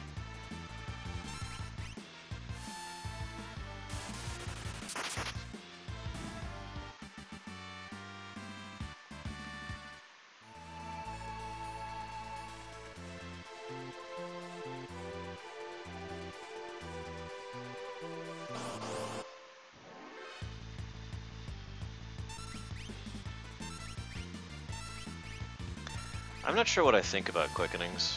Partially, I didn't like quickenings over in 12 because I sucked at them, and I'll admit that's my reasoning. I had issues doing the inputs quickly enough. But I also didn't like the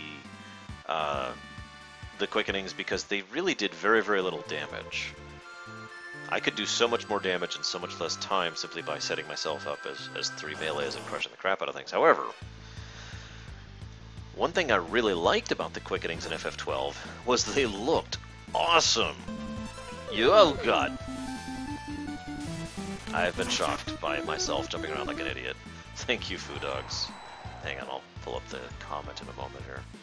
Nowadays I have learned not to allow it to read the quote thanks to spammers and the like. Come on. There we go.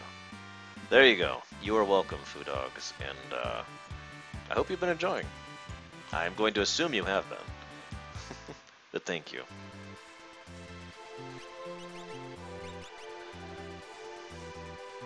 Yeah, Strago's Desperation attack does like a death attack or something like that. I forget exactly, but it's not just damage, so it doesn't always do something.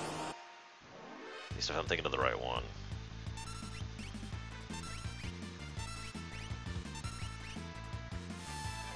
Anyways, to finish my thought, the quickenings, you know, doing little damage, part of that is also relevant to note that I, you know, wasn't good at them, therefore couldn't chain them 100 million billion years, so yeah. Google GTA 5 horribleness. I don't know.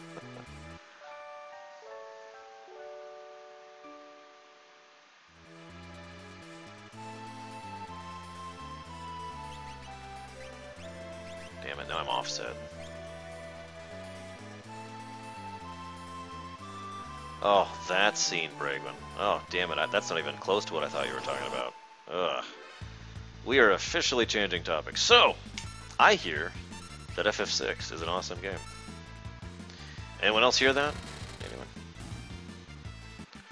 I have a genuine question for you guys, and I'll explain what I mean by this now, and I'll explain it later too, because I'm going to talk about it when I do the CT section. For those of you out there who like FF6 and like Chrono Trigger, in your opinion, which is the superior work of fiction? If you want to define that as the gameplay, or the story, or the characterization, or the way it makes you feel, or the nostalgia value, whatever it is that matters in your mind, that's what matters here. Which, to you, is the superior article? You know, that's a good question, Daniel. Plot hole! Seriously, though, why do they throw those away? Back in the FF4, my friend and I used to have a joke. This was actually Andrew. My friend and I used to have this long-standing joke that the tents were like super biodegradable. So by the time morning came around, the tent was already gone, and it was already, you know, taken up and degraded and all that fun stuff. And it's like, okay, hang on, we need to get another one of those biodegradable tents. Because, I mean, they care about the environment, right? I mean, we're the good guys. I honestly think it would, Olivia, but I know this is, I'm kind of biased in this, but personally, I think FF6 would work best in Nomura's art style. If you don't know what his art style is, go look at Kingdom Hearts.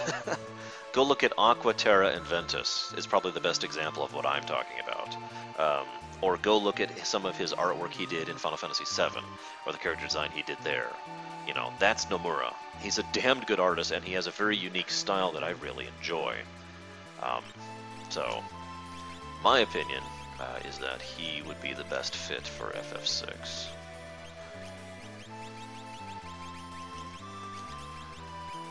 He has not. Okay, so wait.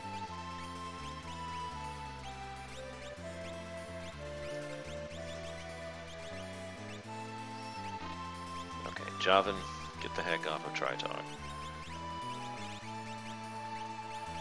You get on Tritalk. You get on Phoenix. You get on Starlit. There we go. Oh, everyone's learning something. God. That's true. It is also possible that we're just terrible people. That instead of going out and, you know, it's biodegradable bag, they just leave it there. They're like, screw the environment. And they just leave it there forever. The whole world is just littered with tents.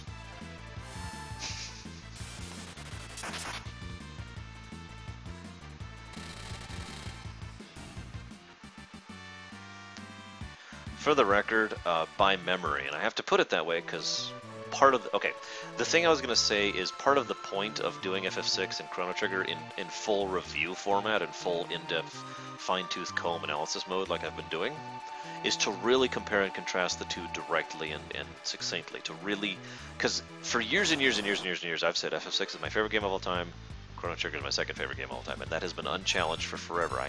I like to go back every now and again and re-challenge my own assumptions and say, is this still my favorite movie of all time? Is this still my favorite book of all time? Is this still an amazing game? You know, blah, blah, blah, blah, blah. It's one of the main reasons why the Then and Now series became a thing. So the whole point of doing this review thing was, A, I wanted to do something different while playing FF6 on the stream because I wanted to, and B, I want to compare and contrast FF6 and Chrono Trigger more or less directly. That's why I'm going straight from 6 to Chrono Trigger. I want to really see if I'm right, if I have been right all these years, if I honestly think FF6 does overwhelm Chrono Trigger in terms of overall quality, even if only a little bit. Now, by memory, yeah, absolutely, because really it boils down to the fact that FF6 simply has more depth. Chrono Trigger is arguably a better game, but Final Fantasy VI is arguably a better story. And at the end of the day, I tend to play JRPGs for the story. Hell, I tend to play games in general for the story, and it's not like FF6 has bad gameplay. In fact, it has really good gameplay, as you can see by the gameplay meter over there. We'll see, though. We'll compare and contrast when we get there.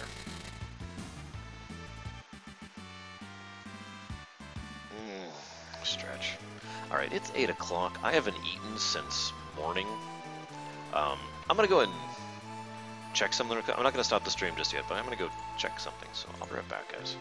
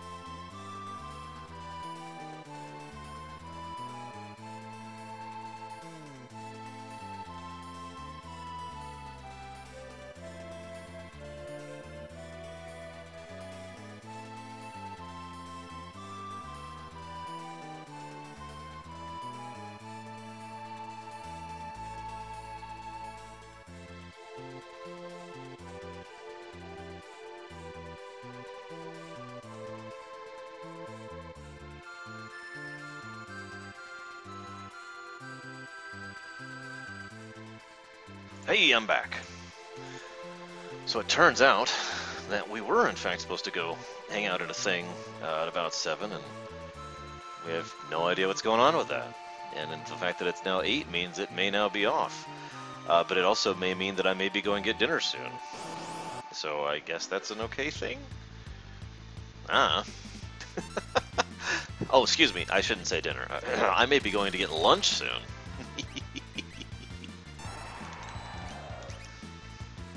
Either way, once I finish this round of spelling up, I'm going to go ahead and progress. Good night, shows off. Actually, you know what? Screw it. Let's just do it right now. Let's do it right frickin' now, shall we save? Yeah, I agree, Foo Dogs. There's literally zero need to grind in Chrono Trigger. It can actually be a very challenging and difficult game if you're doing a low-level run. But if you're not, if you're just playing normally, Chrono Trigger is a very, very smooth leveling curve. I would argue smoother than FF6's, and I think FF6 has an exceptionally smooth leveling curve. Okay, so let's bring you. Let's go. Wait, why am I bringing Go-Go? Whatever.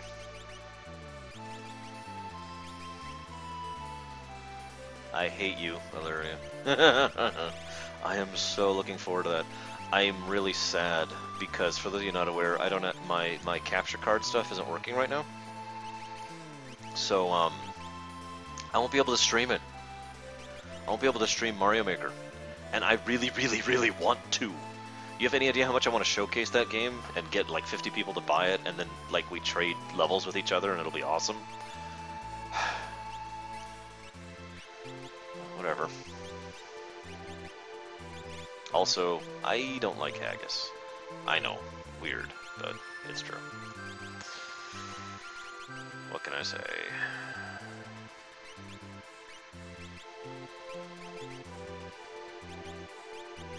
Oh, I don't have another one? I'll do that then. Oh, Bregman, it looks so good. Now, the thing is, Mario Maker already looks like a great game, and I'm very looking forward to it. What I am really hopeful for is they will actually add to it. Because there are still features and aspects to that could add to it. And even if they did it like as a paid thing, like they do with Hyrule Warriors, I'd still probably go ahead and buy it if it's good DLC. I've said it before, I've said it again. DLC is not by itself a bad thing. It just tends to be bad because people don't know how to do frickin' DLC because they're stupid. So I'm really hopeful, there we go, that we end up, oh, actually that's not what I want, that we end up getting some good DLC for Mario Maker and add even more options of awesome to that game. Because it's got so many good, just so much good stuff in it. I'm trying to remember who was doing what here. You were doing Tri-Talk. You were doing nothing, apparently.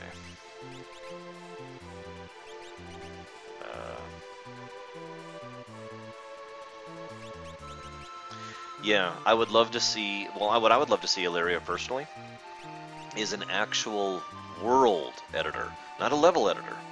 Imagine if we had access to the world editor that could allow you to edit like Mario 3, or Super Mario World's world, or even the new Mario Brothers U whatever world, and edit that together in order to make your own world. Like, this is this level, it unlocks this level, and then there's this level over here, and connect the dots and allow people and make your own worlds. Wouldn't that be frickin' cool?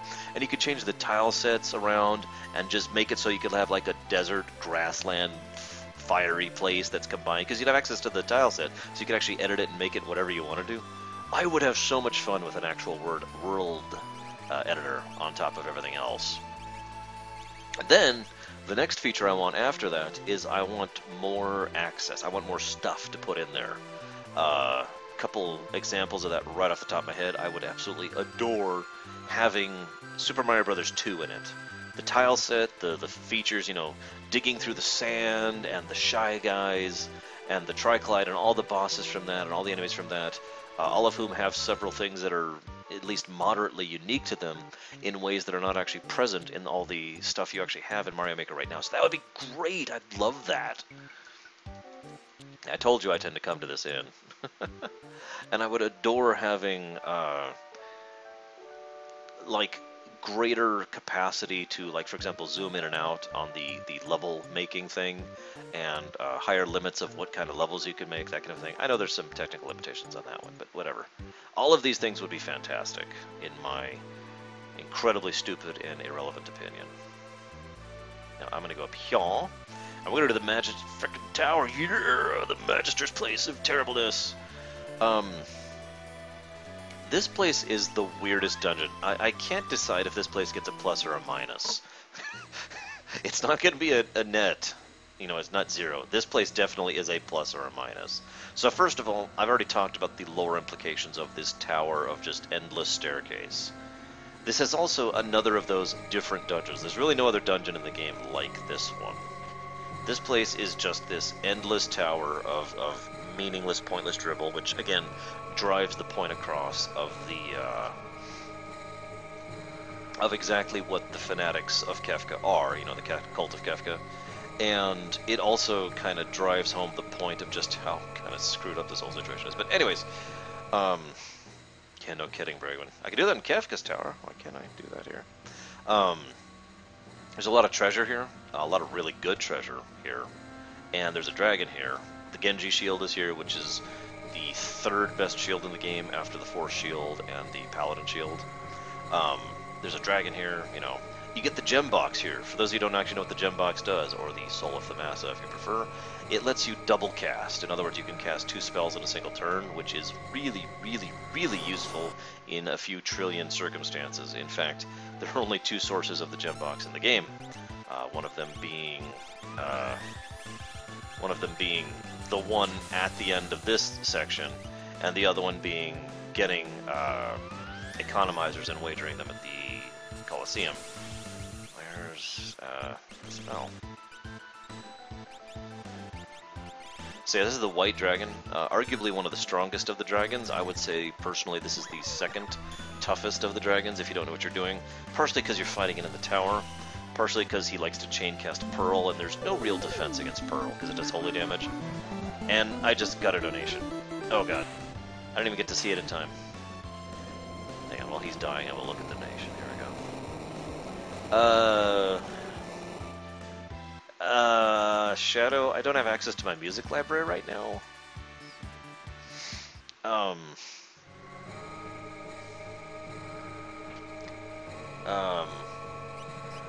If you could provide a link to that on YouTube, I will totally do that for you, man. But I don't actually have access to my music library right now. It's on the actual hard drive, not the laptop. Thank you for the donation. Okay, so the other thing that this is some good gameplay design is you can only use magic here, and I mean literally only use magic. The only way to bypass this rule, you saw it in the fight. I didn't have access to items, fight, special commands. It removes everything except for magic. By the way, this is basically the best armor in the game.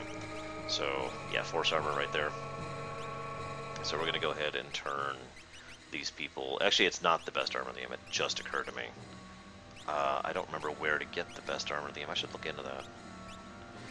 Anyways, so you can only use magic here, and it completely changes your focus and mindset on how you have to play this level. And all the enemies on here are insanely hard. The hardest trash mobs in the entire game are on this level. I'm not even kidding. And they are nightmarishly difficult and worthy. They will destroy the crap out of everything if given the chance to do so. Jet box, there we go. And this music, the idea of the music here is that basically they're just chanting endlessly. Like, this is actually the sound of the fanatics of the Cult of Kefka, just chanting over and over. Okay, so hang on. I'll go ahead and mute this. I'd better not get hit by a copyright strike for this, or I'm going to be pissed off. Okay, hang on. This... Okay, yeah, this is it. Sorry, hang on. Okay.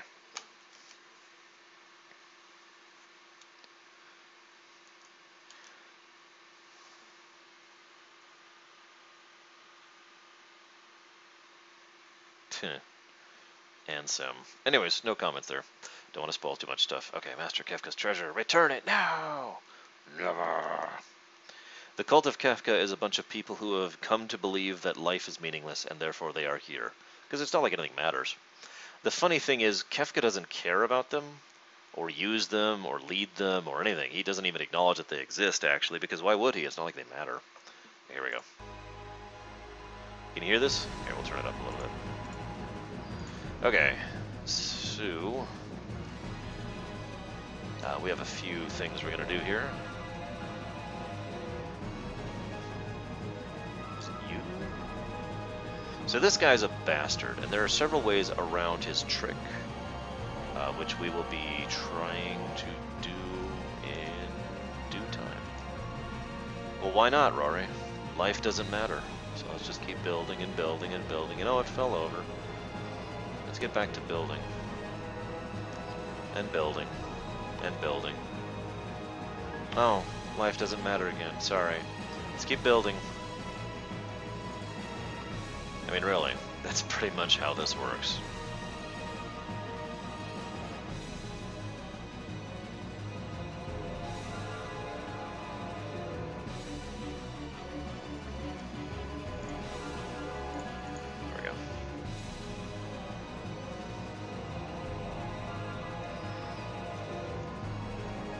So, This guy, it's actually very difficult to bypass his gimmick. His gimmick, he actually has several gimmicks. One, he'll change his barrier, which is this thing I've talked about before and goes all the way back to Final Fantasy III on the NES, believe it or not. And he also has a ton of health. This guy has a ridiculous amount of health. Hang on. He also has some access to some very powerful spells. And whenever you kill him, he has a final script to cast Ultima. Now, there are a few ways around his final Ultima. Oh, and some Riku is much harder than this fight. There are a few ways around his Ultima. I am doing my personal favorite method around his Ultima. Even though it involves a little more grind, it is basically 100% guaranteed. The second most... You'll see what my method is in a moment if you don't know what it is already. The second most common method I hear about is to use Palador, the Esper. If you cast Palador, the actual Esper, when he's very low in health, you'll all jump, and then someone will land on him, and then the idea is that he'll die, and once he dies, he'll cast Ultima, kill that one person, but the other people are still in the air, so you still win the fight. There's a way to prevent him from casting it, there's a way to remove his MP, and if you have sufficient health, you can simply eat it, which, as you can see, I do not. However, this is my method. This is how I endure his final shot. Life 3 is a term I've used ever since this game. Life 3 is sometimes referred to as re-raise in more common things. In other words, it's a buff, and so the moment you die with re-raise on you, you immediately get right back up. It immediately casts life on you. So there we go. Thank you for the link. We've done that. And now we unmute this again. And ta-da! We have defeated that. We have done everything now, except for... Why am I even using these? We have done everything except for the Shadow Dreams, which we're not going to do because it's a huge amount of RNG and it's kind of... And we have not done Kefis Tower, and that's it. Oh, I don't know. Shadow, I'd have to think about that one. Magimaster is mostly a puzzle boss. Or an out-level him boss. Like I said, one of the strategies is to just endure it. Like you saw how much he hit me for. It was about 6,000 damage. It's not actually that hard to be at about level 50 and have enough health to just plain eat that. Especially if you're using Bahamut and Shoat, I want to say, who boosts your health. What'd you find, Bragwin? Tell me your dreams. No, don't tell me those. No, not those dreams. Bragwin, no, please. Oh, God, I can't take anymore. And did I? So I'm missing, that's that one, and that's Crusader. Yeah, okay, so that's everything. That's all the Espers other than the ones in the Colosseum, or not the Colosseum, excuse me, the auction house, and frankly, I don't give a damn about the auction house. No, that's wrong. This is a review. It's a review, Arsh. It's a review. Okay, so after having gone through the whole Magi Tower, I think I am going to go ahead and give that a single plus to gameplay, because it's a unique little dungeon, and it's got some fun little aspects to it, and it really makes you think, and it really is very, very difficult. It is arguably the hardest dungeon in the game if you don't have the Moogle Charm. And if you have the Moogle Charm, then you're best. Now, people might be saying, Arsh, you keep saying that things are much better with the Moogle Charm. Why don't you keep putting a negative for the fact that you don't like the random encounters in this game? If you haven't seen this whole series, some time ago, I gave the gameplay 2 negatives for the RNG of the for the constant random encounter problem of FF6. So I think I've already accounted for the fact that I don't like the random encounter system of FF6. Okay, I've already covered it with 2 negatives to the gameplay.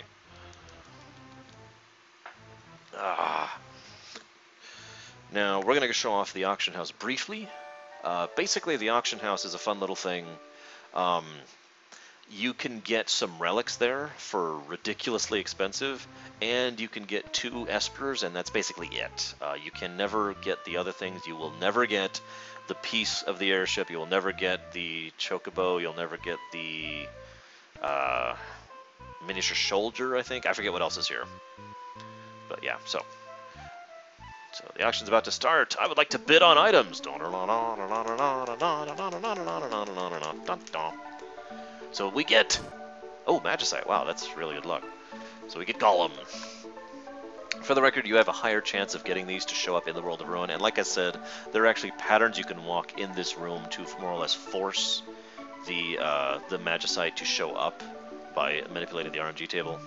I don't remember those off the top of my head. Speedrunners, of course, do that to force it. There you go. So 20,000 gold, and I now have Golem. Yay! Do I like this thing? No. You know why I don't like the auction house? Because it's frickin' random on top of random. You know how long I have spent going, hey, I'd like to do this. Nope, that's not it. Hey, I'd like to do this. Nope, that's not it. Hey, I'd like to do this. Nope, that's not it. Except, of course, I am doing it far quicker than it actually happens. You saw how long that took, right? Nothing! Yay! A cure ring! That's exactly what I wanted! Yay! Or it'll be the stupid... okay, now, in fairness, I kind of like the little cutscene things you get, like the piece of the airship and all that you can never actually win. Because you get a little cutscene with the richest man in town and all that crap, but anyways. And, of course, the woman who always buys everything other than those is, ho ho ho, there's nothing I can't buy. We don't know her name. That's her name. Is ho ho ho, there's nothing I can't buy. Anyways, I think a dinner thing might be happening. Lunch thing? In my future. Hang on a second.